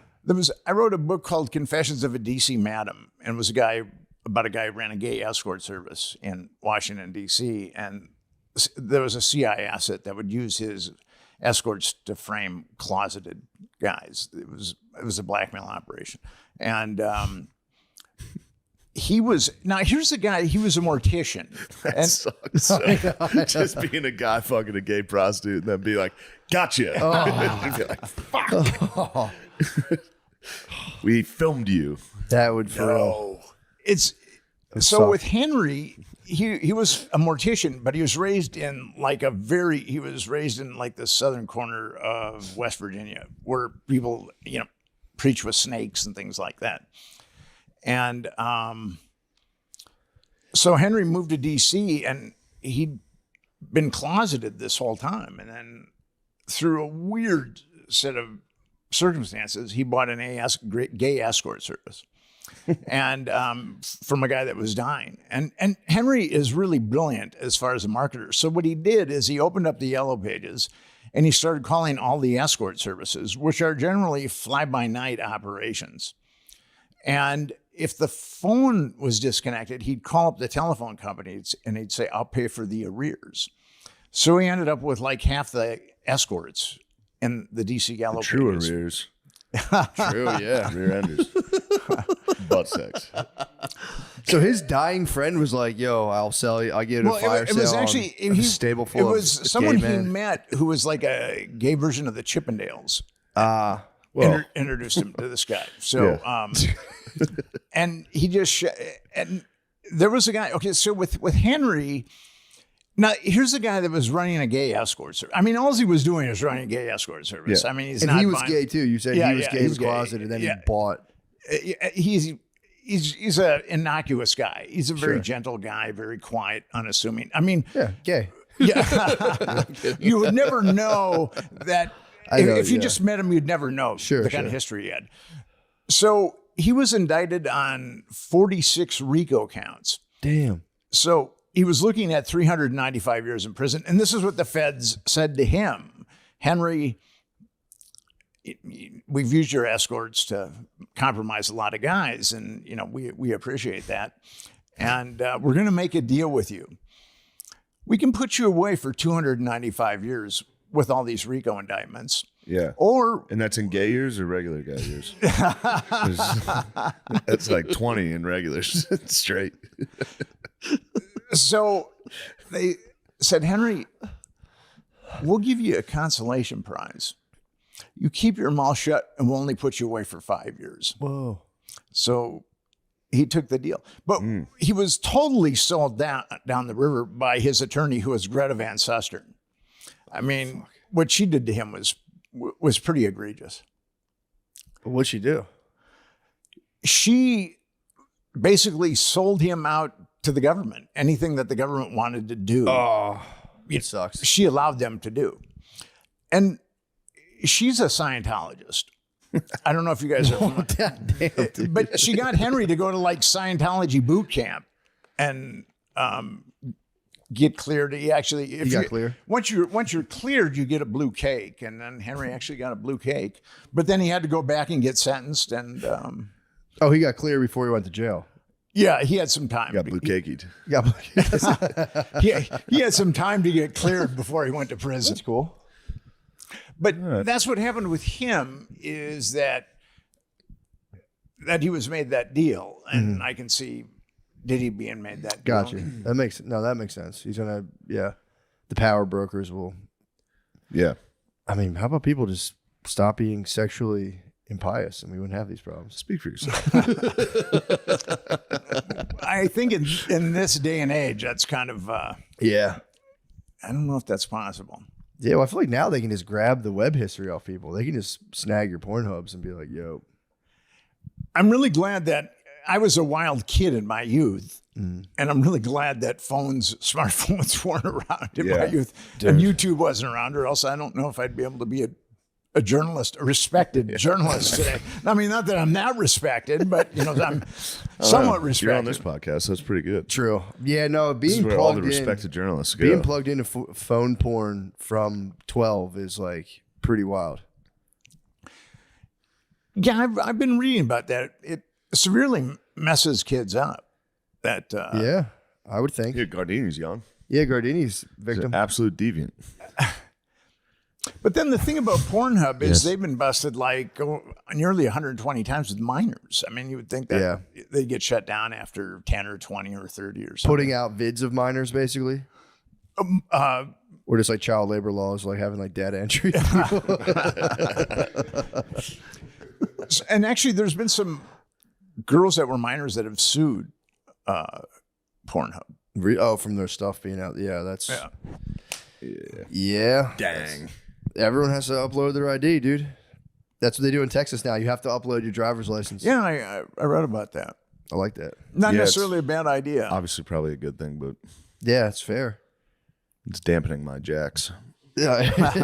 It's put a real damper on my jacks. You just go on and you're immediately reminded of child sex. You're like, oh. Yeah, true. You go. What do they Yeah, say? I Like, jack off to that. I don't need thumbnails anymore. I jack off to the the governor's warning. I go, oh my God, this is bad. there's so much porn behind this.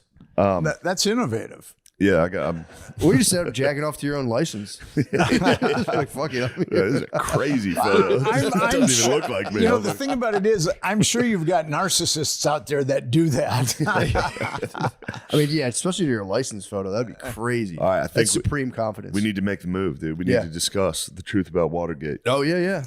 What's going on here? The Truth About Watergate, that's my last book. Everything that you know about Watergate, the vast majority of it is a lie. So Forrest Gump didn't break it up?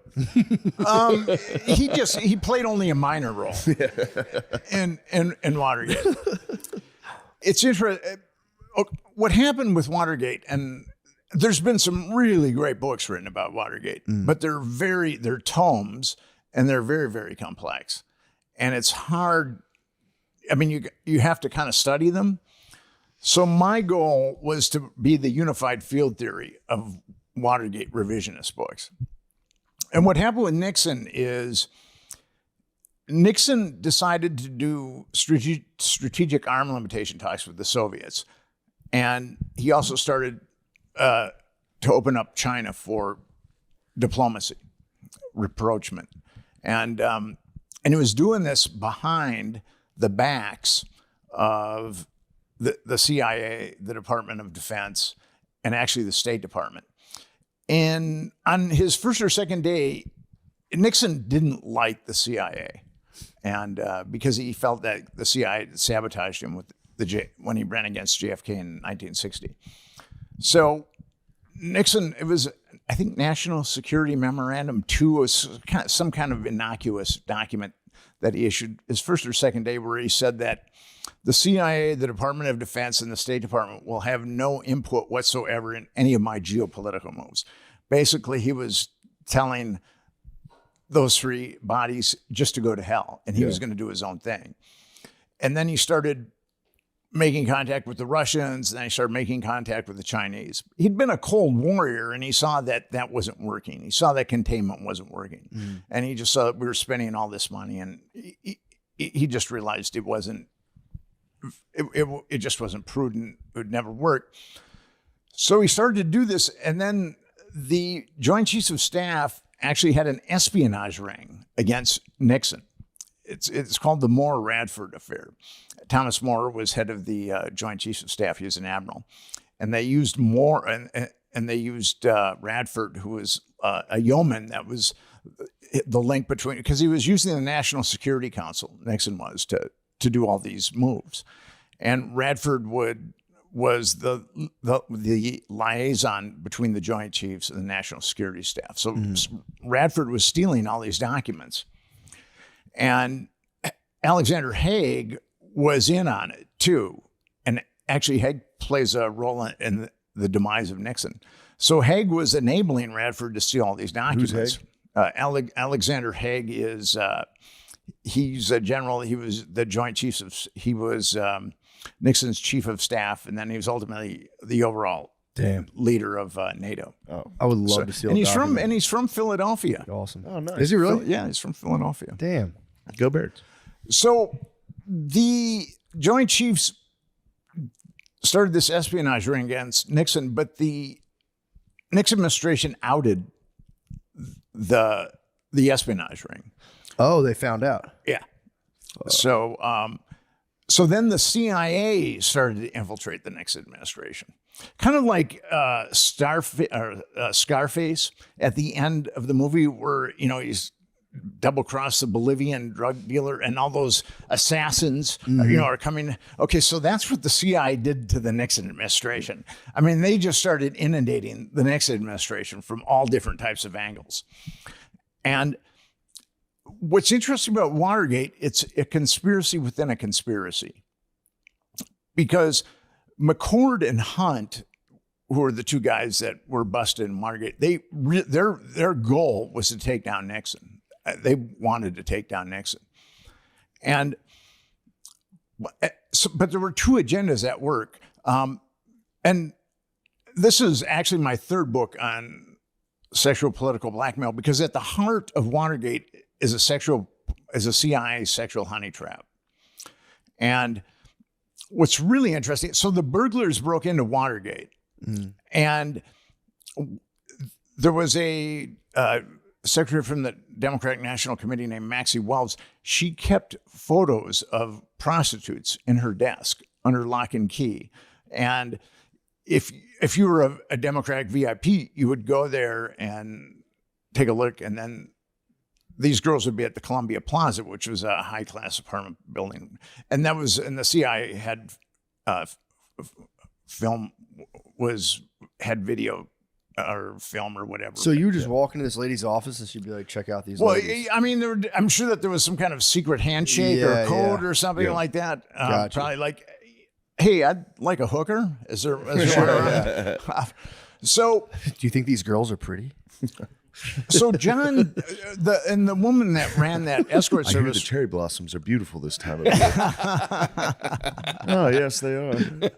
Yes, Senator.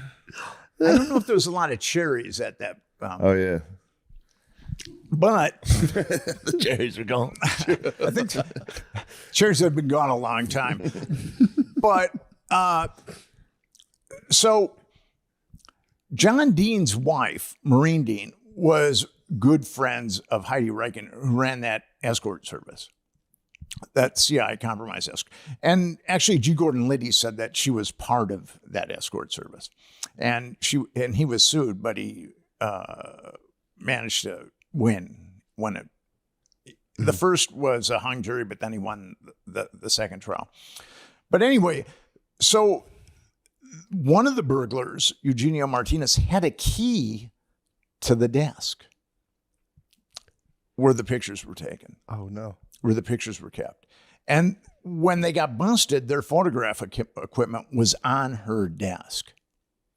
So, but then there was another, so that was the first conspiracy, and that was initiated by... I'm sorry, when he used the key, did he get rid of those pictures and they were never No, found? no. what was he he doing? was.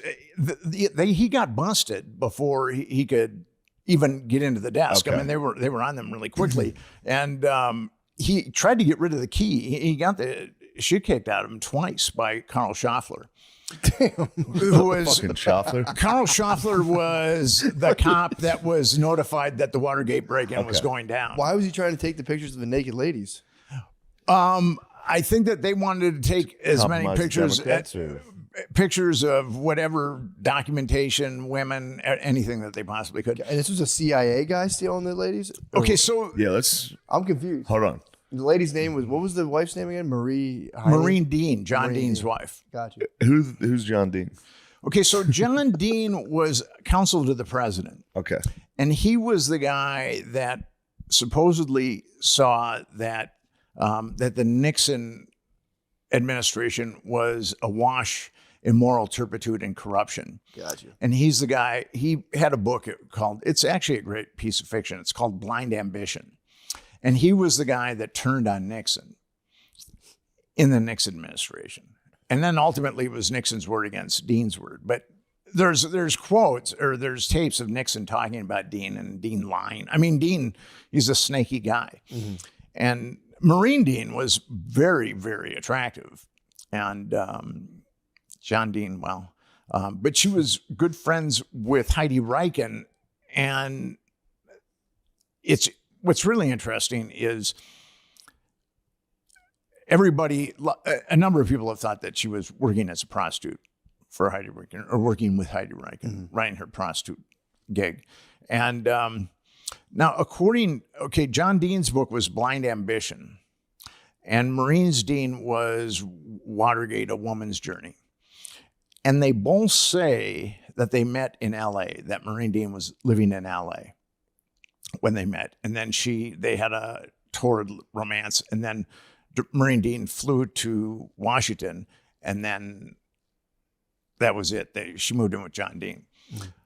But I found an article in the Washington Post where it's talking about her working for the government before that.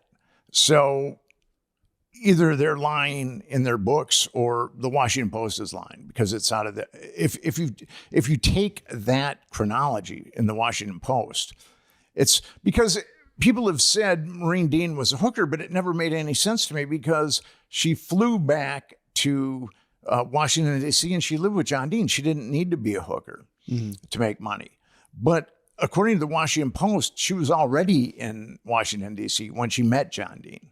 So with that timeline, it's definitely feasible that she could have been a hooker with Heidi Reichen. And plus, her and Heidi Reichen were very good friends. That's pretty much proven. Gotcha. So what did they actually nail him for? So you're saying that Nixon, if I'm right or wrong, but I don't know if I'm right or wrong, but it's like Nixon's people had this prostitution thing going on, and they tried to expose that, and then he caught them trying to do it. Okay, so what happened was Nixon didn't know anything. He didn't know it was okay. He didn't know anything about any That's of kind this. of my question. And actually, the top people in the Nixon administration didn't know about Watergate. They knew nothing about Watergate. And it was Jeb Magruder, who was the acting chairman of the committee to reelect the president. And it was John Dean that sent them in there to the Watergate. And they were, the story I was always said, they were just in there to steal what, Democrat like political plans? Well, dirt. They were just in there to get dirt on the dirt. The second Democrats. time, the first time, actually, there were two break-ins. The first time was dirt, or the first time was, any kind of documentation. But the second time was definitely dirt. Okay. I mean, that's why they had the key to Maxie Wells' death. Yes.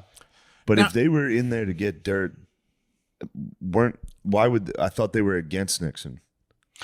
Well, A lot of those guys. no, they were CIA guys. Yeah. All those guys were CIA, except for G. Gordon Liddy, the crazy one. But they were all CIA.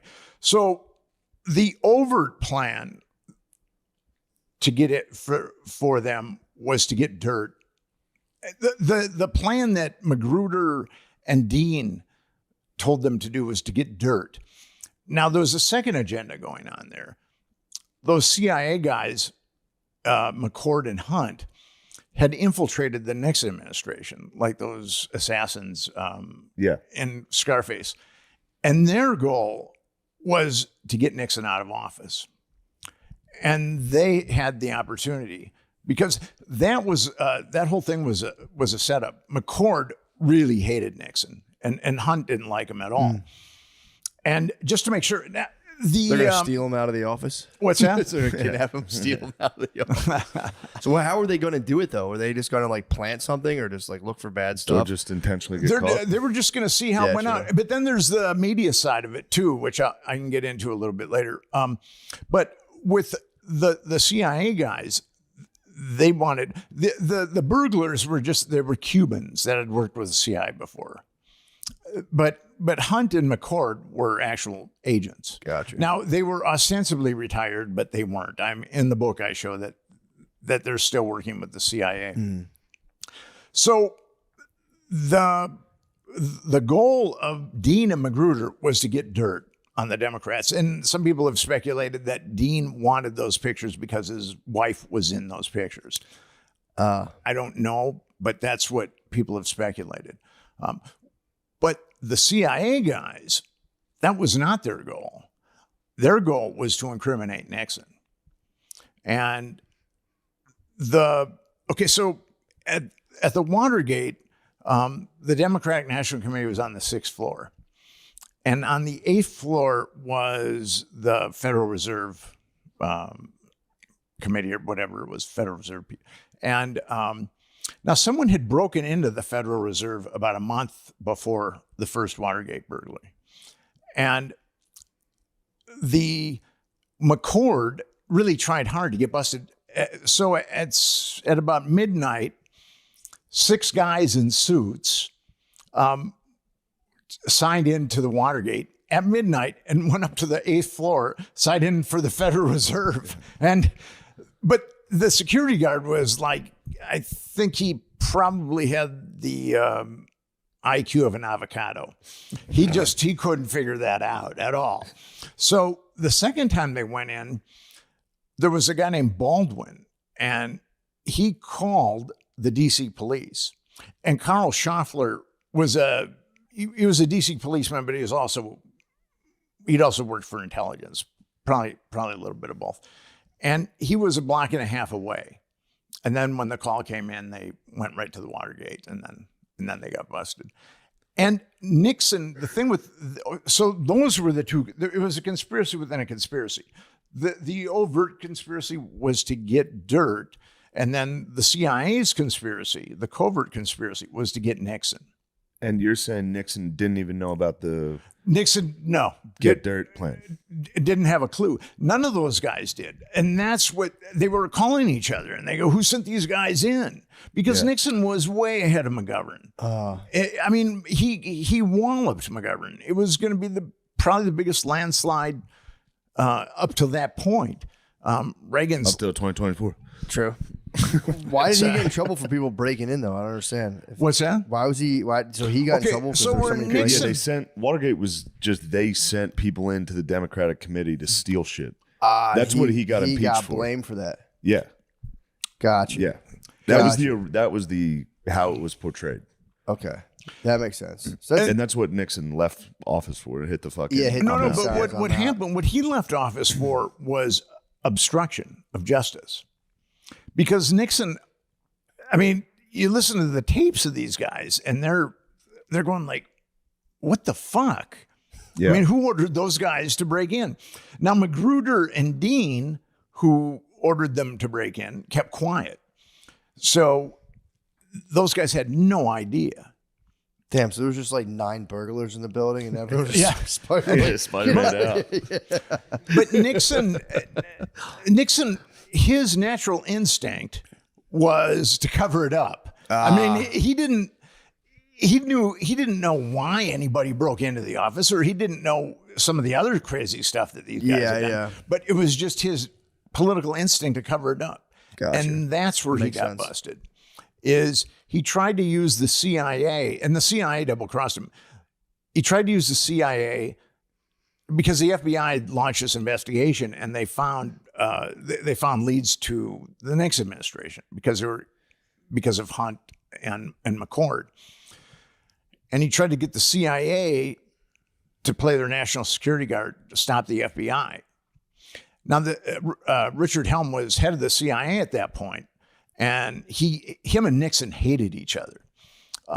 When there would be a cabinet briefing or a National Security Council briefing, Helms was allowed to brief the cabinet members or the National Security Council, but then after that, he had to leave. I mean, Nixon had overt, they really hated each other.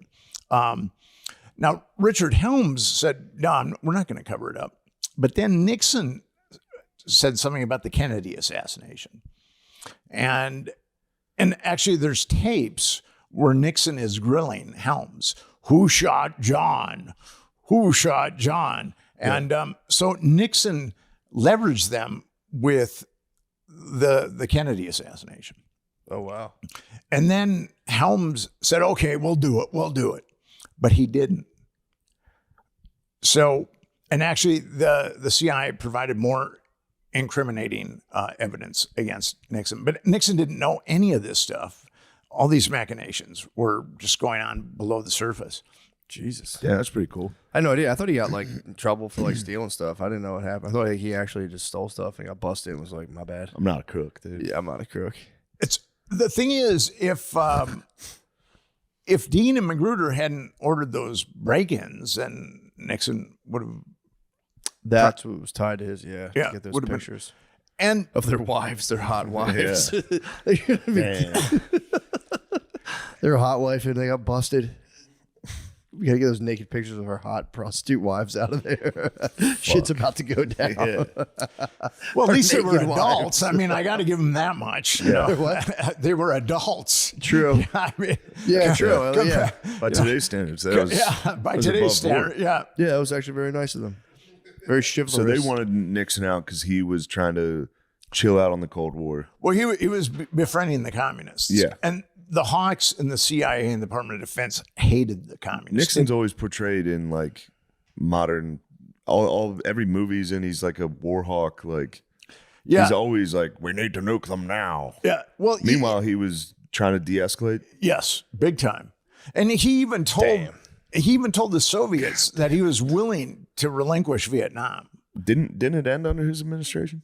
Vietnam War? Yeah. Yeah. Yeah. I mean, he bombed the shit out of the Vietnamese Yeah. before he did He that. gave that a shot. But Nixon is kind of split personality. So he really worked hard to do a arms deal with the Soviets because he saw the nuclear escalation. And actually, he cut defense by 64% in his administration. And he did some positive, like OSHA, and he wanted to give health care for everybody, all Americans. He enacted some, the Environmental Protection Agency. I mean, that was also a Nixon initiative. He did do some good things. Now we just look at him as evil incarnate. But but it was, so what was really interesting about this is Woodward and Bernstein were essentially the guys that the two reporters that brought him down. And they're the most pathological liars of probably anybody in the entire Watergate saga. It's really interesting. And Ben Bradley was the editor of the Washington Post, and he was a CIA guy too. So, and Woodward was also a CIA guy. Bernstein just wanted money for nothing and chicks for free. I mean, he blew all his money on prostitutes and coke. And he had a tough time after that.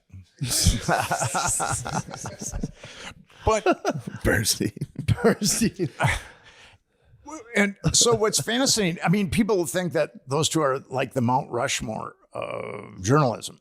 And I mean, what's amazing about them is they're telling lies when they don't even need to lie. I mean, a lot of time they need to lie, and I understand that, but they're telling lies when they don't even need to lie. It's kind of amazing. What were some of their most like egregious lies? Deep Throat. Okay, Deep Throat was the guy that gave Woodward all the dirt on Nixon to take him down. Mm-hmm. Now, why did he call himself Deep Throat, by the way? What's that? Why did he call That himself was Deep back Throat? before it was really fucking. It really was. I remember even as a kid being like, "Why do they call him Deep Throat?" I don't like that. Didn't they make a porn like right away? That like popularized. Did it really? That being like that's that's sexual. Deep Throat. Yeah. There was a very popular porn movie called Deep Throat, and that's what Woodward. Oh, he just named himself after it. That's pretty sick. Oh, he named himself after it.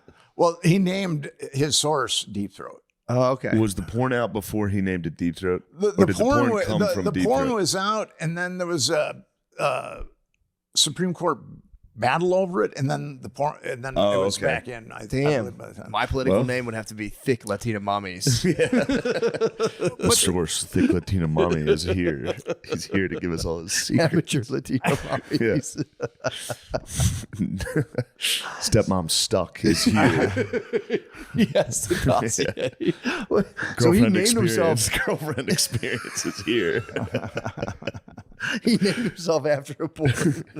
That's crazy. All right, No, so no, Deep- he didn't. Woodward named him. He named him Woodward- after his Woodward- favorite porn. Fucking sick ass. That's crazy. That's fucked up. If I was Deep Throat, I'd be like, what the fuck? Because he was briefing other agents. They'd be like, my source, Deep Throat. Like, all right, dude. Yeah, Deep Throat hid his identity, right? So Totally you hid his identity. You can't be like, dude, stop calling me Deep Throat. you just have to be like, fuck, I'm Deep Throat now. But if you briefed all the other guys, you'd be Yeah. like, well, Deep Throat. They'd be reading the thing like, dude, can you stop calling him Deep Throat, please? Mr. Blue is fine. Yeah, Mr. Blue works. But they rolled out a guy named Mark Felt who was severely impaired by Alzheimer's and said this shit. was Deep Throat. Yes. And actually, I think Deep Throat was a composite. I think that Woodward was getting. I mean, Woodward's tapped into intelligence. He was naval intelligence. Okay, so I'm sorry, for everybody that's not familiar with Watergate, Deep Throat was Woodward's inside source on all the stuff that broke to the Washington Yes. Post. Yeah. Okay. So Woodward said that he had this elaborate system that he'd contact Deep Throat, that he would move this flower pot Yes. on his balcony. Okay, so his apartment faced a courtyard. So Deep Throat couldn't have just driven by Yeah. and seen the balcony. He would have to go behind the parking lot. And here's where it really gets problematic. If Mark Felt was fired 6 months before the most incriminating stuff on Nixon came out, the tapes. And so he, according to Woodward's, I mean, no one said this, but he was driving in from Virginia every day, going behind Woodward's building and looking up. Yeah. It's total bullshit. I mean, it's yeah, and there was never, and they never even found the identity of. So that seems kind of weird to me, to be a journalist and be like, I have a secret source. Yeah. And then write it as fact. Yes. That seems outrageous. You can literally make anything up and say, Yeah, I have a true. secret source. And especially, I mean, with all the lies that I catch them in. And then it's kind of interesting, if Deep Throat ostensibly wanted to contact Woodward, he would take the New York Times and then he'd put the time, a clock on whatever page, and then the paper would be delivered to Woodward. But the problem is, all the New York Times that went to that particular apartment building were just put in a pile. Yeah. they weren't. They weren't put in front of Woodward's door. So the whole thing about Woodward is, and what happened was, as Watergate started taking a toll on the Nixon administration, he had to start firing people. He fired his chief of staff, Haldeman. He fired his domestic czar, John Ehrlichman. He had to fire his attorney general, Richard Kleindienst. And Alexander Haig was such a great shapeshifter. He had been in that administration because he'd worked for Nixon, or worked for Kissinger at the National Security Council. And Nixon really liked him. Haig hated Nixon, but Haig was a really cunning sociopath. So he became Nixon's chief of staff, which was the biggest mistake that Haldeman ever made, H.R. Haldeman. When he got fired, he said, well, try Alexander Haig. And it was Alexander Haig that provided the really incriminating stuff. Gotcha. But here's the thing. Woodward and Haig lied. They said they hadn't met each other until 1973. And Woodward was debriefing Haig in the 1960s when Woodward was with Naval Intelligence. So that... Woodward was Naval Intelligence before he became a journalist? Yeah. And Jesus. here's what... Free Nixon, bro. Yeah, true. So what's interesting is, and I'll tell you just how crazy the Woodward story is. So Woodward, he graduates from Yale, and he's accepted to Harvard Law School. And then he ostensibly goes to the Washington Post after he's been accepted to Harvard Law School and says, I'd really like to be a reporter. I tell you what, I'm gonna, how about if I write for you guys for 2 weeks? And then if you don't like it, you don't even have to pay me. And if you don't like it, then I'll leave. So that was the deal that was ostensibly made with the Washington Post. And then they put him, ultimately he ended up in the AAA system of the Washington Post in a weekly in Maryland. And he drove a Carmen Ghia. He lived in a very nice apartment. There's no way that he could, and I demonstrate this in the book, there's no way that he could have paid. Woodward was definitely a spy at that point. Yeah. Yeah, I get what you're saying. There's no way he was making that And money. then the Washington Post brought him back. And then 9 months later, he and Bernstein broke open Watergate. Yeah, that's kind of weird. They tell all kinds of other lies, but Deep Throat is definitely the biggest lie that they tell. Do you think the stuff happening to Trump now might be some sort of interference operation or what? I don't know. You said it, brother. Yeah. I was waiting to ask, and I was like, I don't want to. I was curious. No, it it's sounds exactly familiar. it. Yeah. I don't. It's really hard to know with Trump. I don't see how that guy cannot be compromised myself. I mean, But it does have the thing that reminds me of it is like the hallmarks of like JFK and Nixon, where it's like, let's de-escalate with Russia, let's de-escalate with North Korea and China. Like, why are we? You know what I mean? It seems to be that. I'm willing to keep my mind open on that. Yeah. His tax bill was probably the biggest redistribution of wealth that we've ever experienced in the United States in a short period of time. So he did help the rich get richer and the poor get poorer. He's also circled in Epstein's black book, Yeah. Right. which is pretty incriminating. And he denied being with Epstein, but an Epstein victim has come forward and said that she'd talked to another Epstein victim. They were adults, but that Yeah. Trump had been kind of hard on the one victim. So Damn, hard on how so? just a little rough. Rough. Sexually rough. Yeah. I knew it was I'm not- dynamo in the sack. I mean, we're not talking leather and S&M type stuff. Yeah, you know? yeah. You just put a hurting on a lady at Epstein's Island. Yeah, I would say, if you're on the, he was pretty good pals. They were really good pals. And it's tough to know. He said that he Sure. heard that Epstein. I heard he broke it off after the first one when Epstein got arrested in Florida. Well, he they- ostensibly broke it off before then. Yeah, But I mean, Donald Trump has problems with veracity, so it's difficult to know. has there been any connections of him and Epstein after that? Like when he said they were done being friends?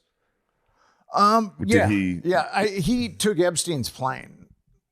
After that, Yeah, after that, and he was also visited Epstein's house. A deposition from Epstein's brother Mark talks about that. Damn. So he did lie. Trump did lie about that. yeah, Gotcha. With Gates, and Gates revisited him too, didn't he? Well, here's the thing with Bill Gates. yes. Okay, the media cover story on him is that they met in 2011. Mm-hmm. The Evening Standard did an article on Epstein in 2001. And according to that article, Gates and Epstein were doing business in the 90s. Damn. So there's a lot that's been covered up about Epstein.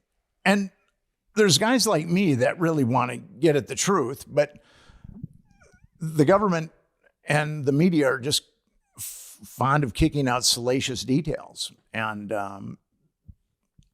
it's really hard to get to the truth because there's been so many lies.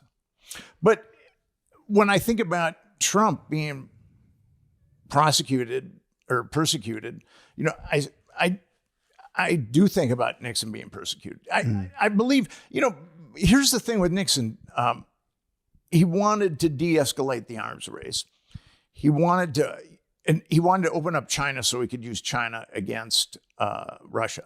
I mean, that was his thing, and it was working for sure. But then he backed Pinochet, who was a genocidal dictator. He backed Suharto, who was a genocidal dictator, and then Pol Pot. The Chinese were down with Pol Pot, and he wanted to appease the Chinese, so he tacitly backed Pol Pot. But was that CIA doing that, or that was him? That was Nixon. Okay, Yeah. I mean, the CIA ultimately did it? did things that enabled it. They got it done. Yeah. So Gotcha. with Nixon, it's not. The media has sold Nixon as good versus evil, but it's not quite that simple. Yeah. And the media has also said that it was the left that toppled Nixon when it was actually the right that really had the means, motive, and opportunity. Yeah. Initially, I mean, eventually the left got involved, but after the right had inflicted a tremendous amount of damage on him. Dang. Yeah, I had no idea. I never really asked. I didn't know much about Watergate. I thought he just got caught doing something kind of bad. And Yeah, everything that, like I said when we started, everything that you know about Watergate is a Not true. lie. Damn. Just about everything. Shit. Let's take a pee break. Yeah, I do have to pee really badly. Quick break. Quick break, yes. Yeah, before we get into the Watergate stuff. Yeah, we'll do this as like a precursor almost. Almost. There you go. Yeah, we'll do it as a precursor. Yeah, because a lot of the people listening to this are young men that just young men that have never really heard of Watergate or have just a brief summary of some names and what the overall scandal or at least is portrayed as. The official narrative. Yeah. Okay, the official narrative with Watergate is Richard Nixon sanctioned Watergate, and the burglars got busted. And then Nixon tried to cover it up. And then that's ultimately what he was taken down for, is obstruction of justice. Okay. But the real Watergate story is Nixon didn't have a clue that those guys were breaking in to the Watergate. He had a couple of guys on his staff, Jeb Magruder, who was acting chairman for the committee to re-elect the president, and John Dean, who was counsel to the president. Those two guys sanctioned the Watergate break-ins. And the burglars, G. Gordon Liddy and was the only one that wasn't CIA. All those burglars were CIA guys or CIA assets or had been CIA assets. G. Gordon Liddy was the only one, and he'd worked for the FBI. So Liddy was the point man, and Liddy thought that breaking into the Watergate was coming from Nixon's attorney general, John Dean, or John Mitchell. Right. He had no idea that it was coming from Jeb Magruder and John Dean. So they sent the burglars in the first time to get as much information on the Democrats. Now, the Watergate was the sixth floor of the Democratic National Committee was on the Democratic National Committee was on the sixth floor of the Watergate. And the burglars broke in the first time, and they were looking for like Democratic strategies, things like that. Gotcha. And then they broke in a second time. The first time they broke in, they didn't get caught. They did not get caught. No. And this was how long before the second break-in? About 3 weeks. Okay. And then 3 weeks later, they were ordered to get as much dirt as they possibly could. And the Democratic National Committee was connected to a brothel that was a CIA honey trap. And what happened was the secretary at the Democratic National Committee had in her desk, she had pictures of a bunch of prostitutes. Yeah. And Democratic VIPs would check out the pictures of the Funny they prostitutes. got busted doing that. So that was a whole separate issue. Yeah. So we got that one. All right. Yeah, we got that one. I think we're good. Yeah. So we got the preamble. Let's fire it up right back to where we were, which was, what were we talking about? Yeah, Bill Gates. Easy. All right. We just got done talking about Bill Gates' connection with Epstein back in the 90s. Yeah. What bothers me about Gates, have you guys ever tried to get a hold of a human if you've had a problem with Word? Oh, it's the worst, dude. Or you know what happened one time? What happens is they'll do a thing where you'll just like an Indian guy will just take over your computer. Like I was like moving my mouse and my mouse would start going to the left and I'd be like, what the fuck? And he was like, sir, please stop. Yeah, they'll just, if you gotta give them permission, they'll just get into your computer and start fucking going nuts on it. You've gone through, I've never been It able took to a lot for me to get that though. I was chat bot after chat bot. If they got into my computer, dude, Yeah, and they eventually. could ruin all my Total War campaigns. Dude, you could They tank could start a war with Russia, dude. I don't want that. You know, here's what your I own mean. Watergate. There's a number of things that bother me about Bill Gates, but one of the preeminent things is he's buying all this land. Yeah. Why can't he put a call center? You know, on one of those acres. I mean, if he just spent a little of his money and made a call center in Yeah. Idaho. Or have the dudes like hoeing all the strawberries, the Bluetooth, and they could do two at once. Yes. Yeah. See? But not Billy. He's got because I'm a writer and I rely on Microsoft Word, unfortunately. Dude, and I had some problems with it about 6 months ago, and I desperately tried to talk to humans. Yeah. Can you find your Word documents that you save on the OneDrive? If I save anything on OneDrive, I can't find it. I don't know where it is on my computer. Sorry, this is we don't have to talk about. No. Well, I mean, I can try to give you. I can try to give you some tips. I can't find the file afterwards. I'm stumped. I'm currently stumped. I try to You send. lost your files. I just try to like they're there, but then I try to email them to someone as an attachment, and it's just like, where is it? I'm You like, need I a call don't know. center. I do. You desperately need You got to a call let center. the engines into your computer, and they'll just start. Yeah, they'll get it. They'll get in there. Which I don't know how I even got in there. That was kind of nuts. I was like, what? Get out of my fucking mouse.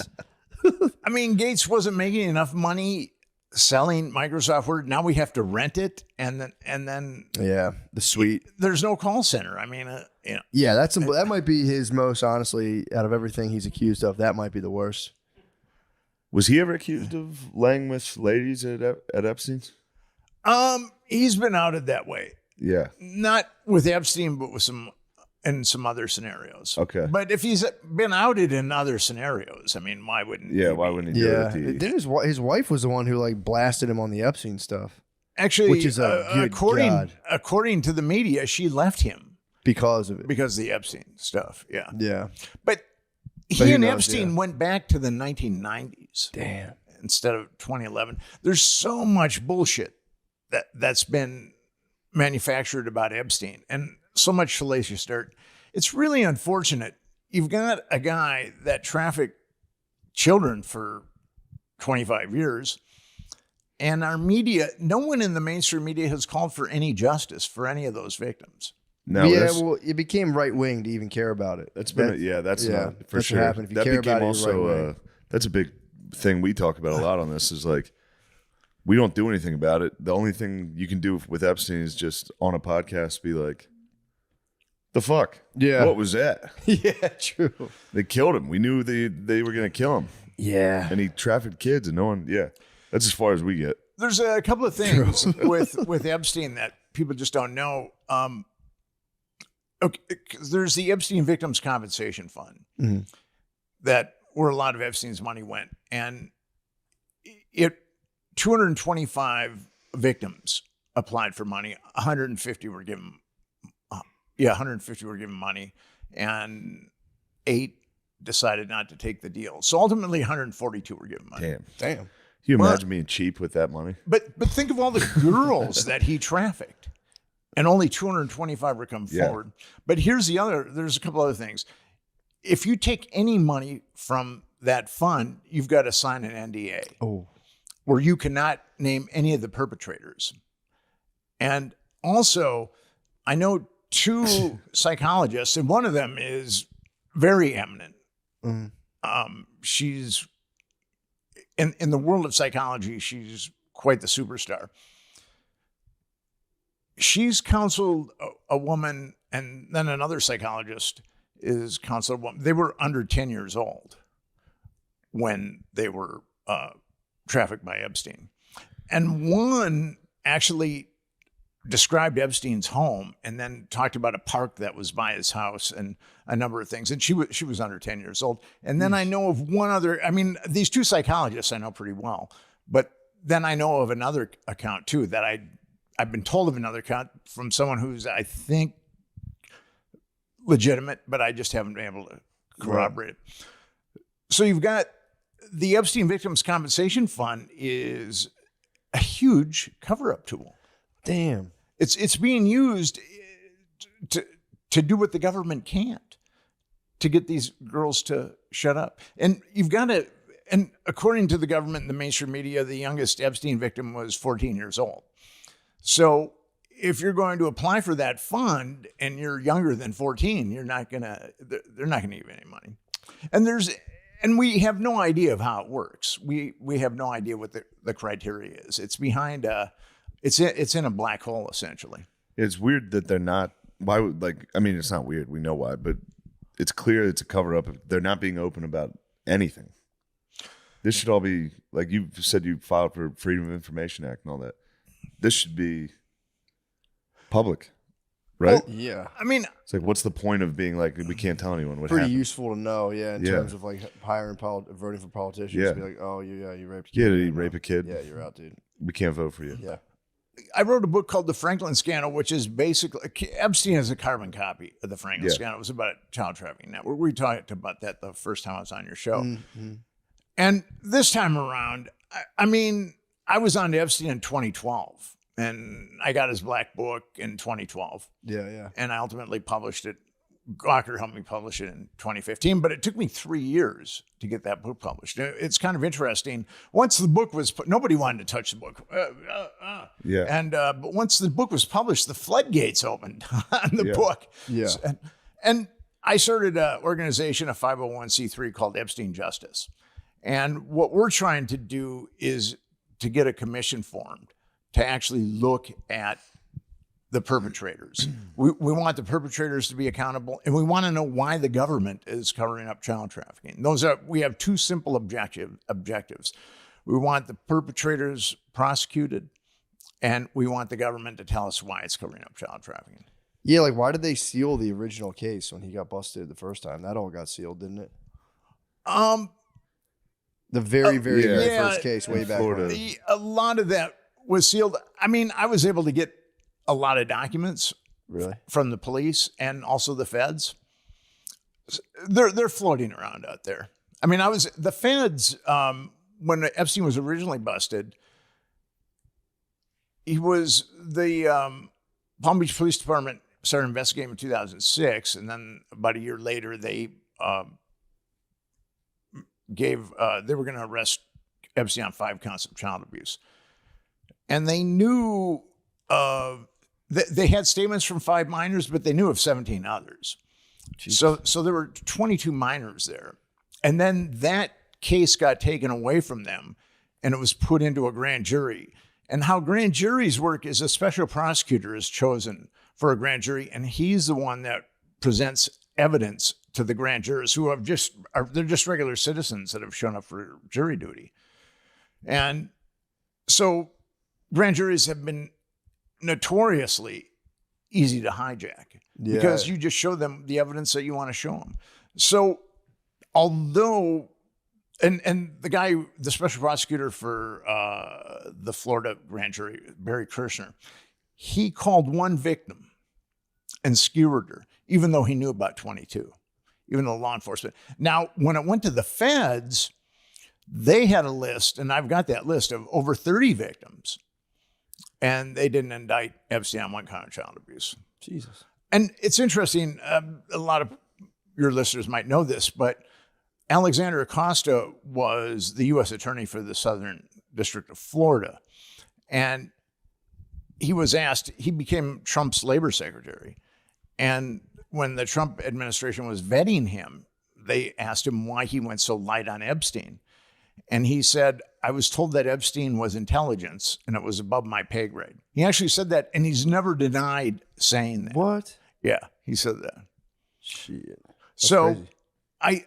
Unfortunately, there's a rogue element of our intelligence that blackmails people. And it happened in Watergate. It happened in the Franklin scandal. And then it happened with Confessions of a DC Madam. So this is Watergate's actually my 3rd book on CIA sexual blackmail. And I don't really want to write another one at this point. I mean, I'm kind of done now. Yeah. I think I'm going to start writing about fishing. That'd be nice. Fishing and picnics. Fantasy would be nice, like fantasy novel would be nice. I think my mind is probably too dark for that, but given what I've exposed it to the last, I've been at this for 22 years, so Yeah. it's been kind of a slog. But Epstein Justice, every American knows that something is wrong with the Epstein case. Yeah. There's 3. If you've got a pathology, there's 3 ways. There's 3 phases. There's awareness, there's acceptance, there's action. And now we're at the point where Americans have to accept that the government covered this up. And then at that point, and that's a jumping off point for action. Yeah. That's true. Yeah, nobody believed that I think you got to be pretty entrenched in like the TV news to be like, no, the police were going to arrest him and penalize him, and he killed himself. It's like, I don't know, man. Yeah. He did pick a convenient time to kill himself. True. Yeah. And the guards left and the cameras turned off. And he got depressed, and he's like, And he what's got the sad. point? What the fuck? He missed the guards. and then his serial killer cellmate was taken out, Yeah. and Damn, he had a cellmate. I didn't even know that. what's that? He was bunking up with the guy. Yeah, with the guy that had killed multiple people. I think maybe the Bureau of Prisons was hoping that. Yeah, that guy would get it done. I mean, they're in pretty close. You're in pretty close proximity with a multiple killer. You know, multiple. They're probably shaking his cage, rattling his cage, Oh, trying to yeah. get every day at lunch, be like, yeah, fuck you, pussy. You You won't won't do it. You fucking won't kill fucking anyone." kill anyone ever again. You're soft, bitch. Here, take this knife. That's crazy. Yeah, he was there with a serial killer. It's this guy was a former police officer who'd killed some people. Yeah, those I don't know if guys you- go rogue, dude. Yeah, it's. I don't know if you could call him a serial. I don't know. A serial killer. I think he killed He was like a 3 killer. people. Yeah, he was a We killer. got one here right now. In I Austin. heard In about Austin, the really? Austin killer. Yeah. Yeah. I think they found 2 bodies like last week. Mm-hmm. No one cares because apparently it's gay guys. So everyone's going, it doesn't matter. They suspect he's gay because he only kills like young adult males Oh, that okay. leave like bars on Rainy Street. And that's where you frequent. That's not where I frequent. Careful, Sean. Sean, be careful. I'll catch him. You might catch him. You might, yeah, with I'll your lure wrestling him background. in, yeah, and I'll catch Did you him. ever hear about the Pin his Bring lake? ass. him to justice. My friend was telling me this weekend there's a lake in somewhere in Georgia called like not Rainier, some sort of lake where apparently it had something to do with like the slave trade back in the day and blah blah blah. But all these like younger kids will be partying on the lake and they just go under. And they'll ask their friends like, was your friend like hammered? Like, nah, I look fine. So there's the local lore that like there's these ghosts of slaves that are just like pulling down white partiers. Oh, wow. Yeah, dude, I heard about that. I was like, damn, that's so scary. That's very scary. Like ghosts Get of your ass down. Get your ass down, motherfucker. Better work on your breaststroke. Yeah, true. Yeah, true. Now this is racist, but you'd think you'd be able to outswim. You think that's white's territory. You go, oh, we're in the water now, dude.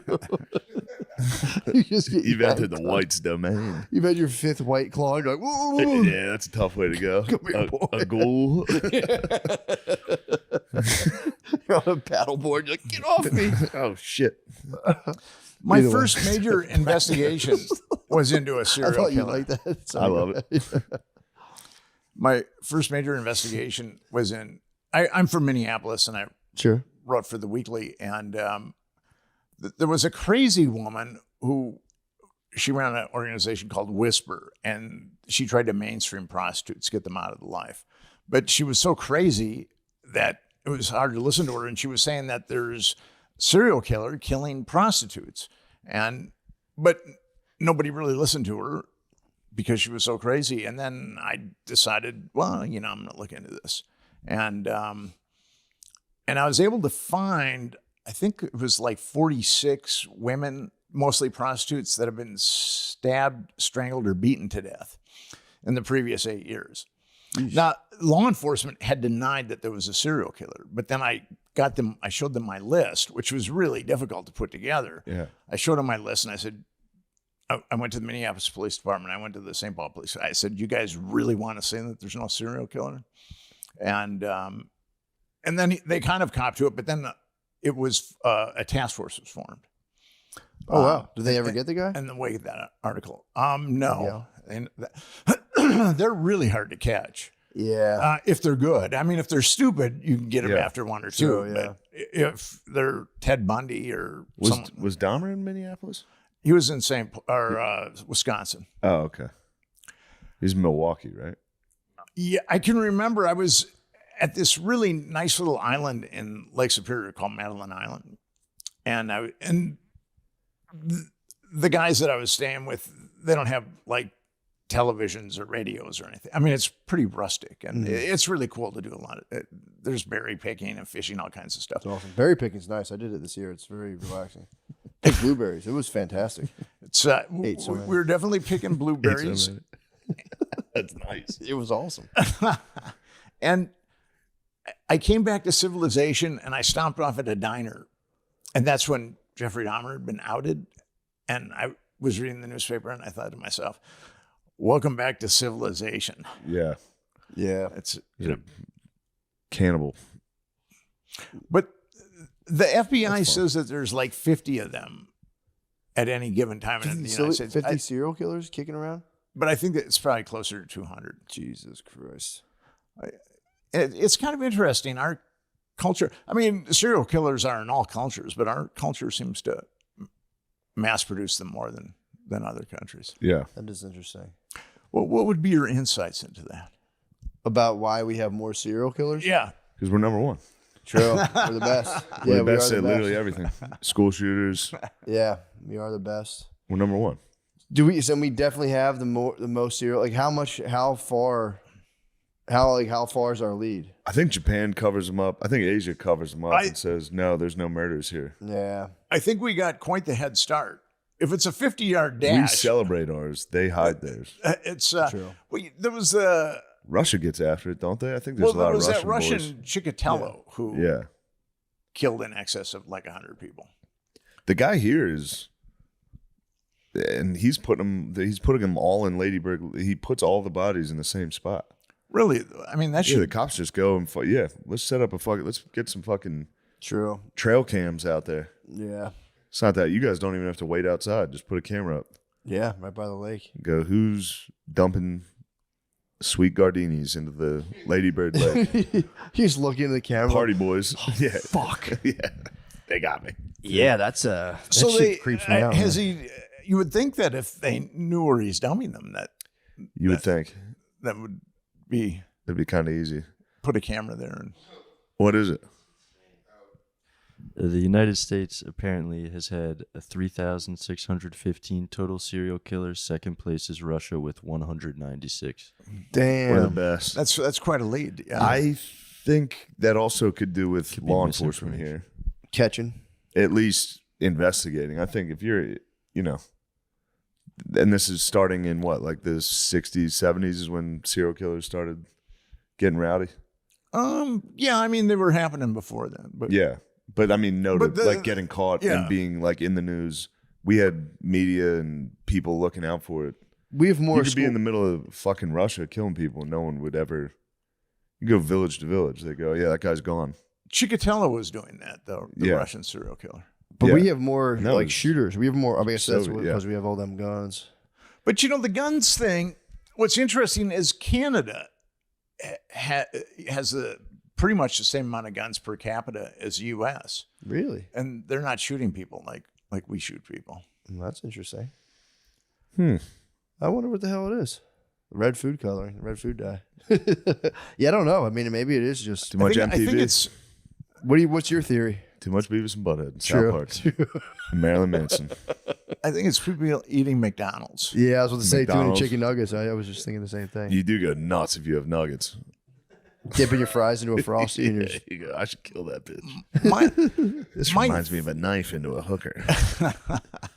my theory on McDonald's, it's all made out of the same substance. It's just at different temperatures. Now I could be wrong. It's Soylent Green. I mean, I should add that too. Would your generation know what Soylent Green is? I've heard of it. It was that one-stop shop. Like you could just drink the shake and it replaced food, basically. No, actually, it was a movie where Oh. the population had kind of escalated and they were recycling people. Vis-a-vis lunch, breakfast, Yeah. and dinner. They have a thing called Soylent that I swear to God it's like a meal replacement. It was a Charlton Heston movie, actually. It's kind of fucked up. They named their shake after that. Yeah, that's a weird one. It was before he became president of the NRA. Damn. Yeah, I don't know. That is a mystery to ponder. Why would we have the most serial killers? Our rough competitive edge. I bet we have the most of literally everything. True. The best. I bet we have the most pedophiles. I bet we got it on lock. Everything. Best slam dunks. Most slam dunks. True. Everyone in their own way has to aspire to greatness. You gotta do something crazy. It's true. Well, what's interesting is the United States, I think, is the most spiritual country and the most material country. There's more spiritual options here than I think anywhere else, but yet there's also a rampant materialism. Yeah. It's kind of interesting. Yeah. Maybe all that materialism begets that. You know, you go, why do I need all this shit? I need to find something. Well, your materialism begot me starting a podcast. So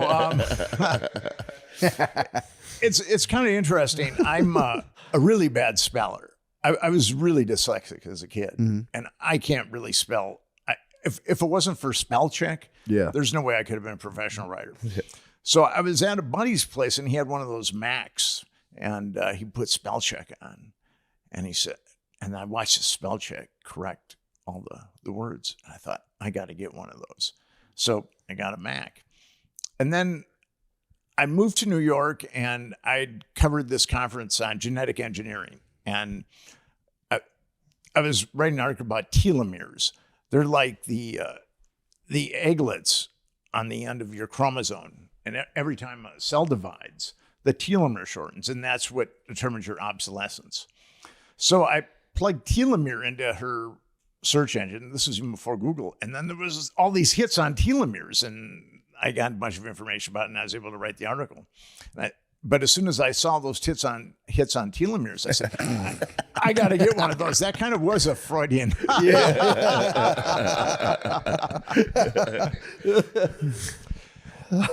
And then I did your Tits. And then I did your podcast, and you told me how much money you make, and I said, I got to get one of those. You saw our tits. You saw our sweet tits. Hell yeah. Well, let's get some closing arguments here. What are you thinking about? What do you want to close on? Watergate, Epstein, Future of the country. I would say your listeners go to Epstein Justice and check us out. And, it'd be helpful if you bought my Watergate book. Actually, it'd be helpful if you bought any of my books. And it's good to be back with you guys. Yeah, hell yeah, Thank you, man. man. Thanks for coming. Thank Yeah, you. man. Awesome.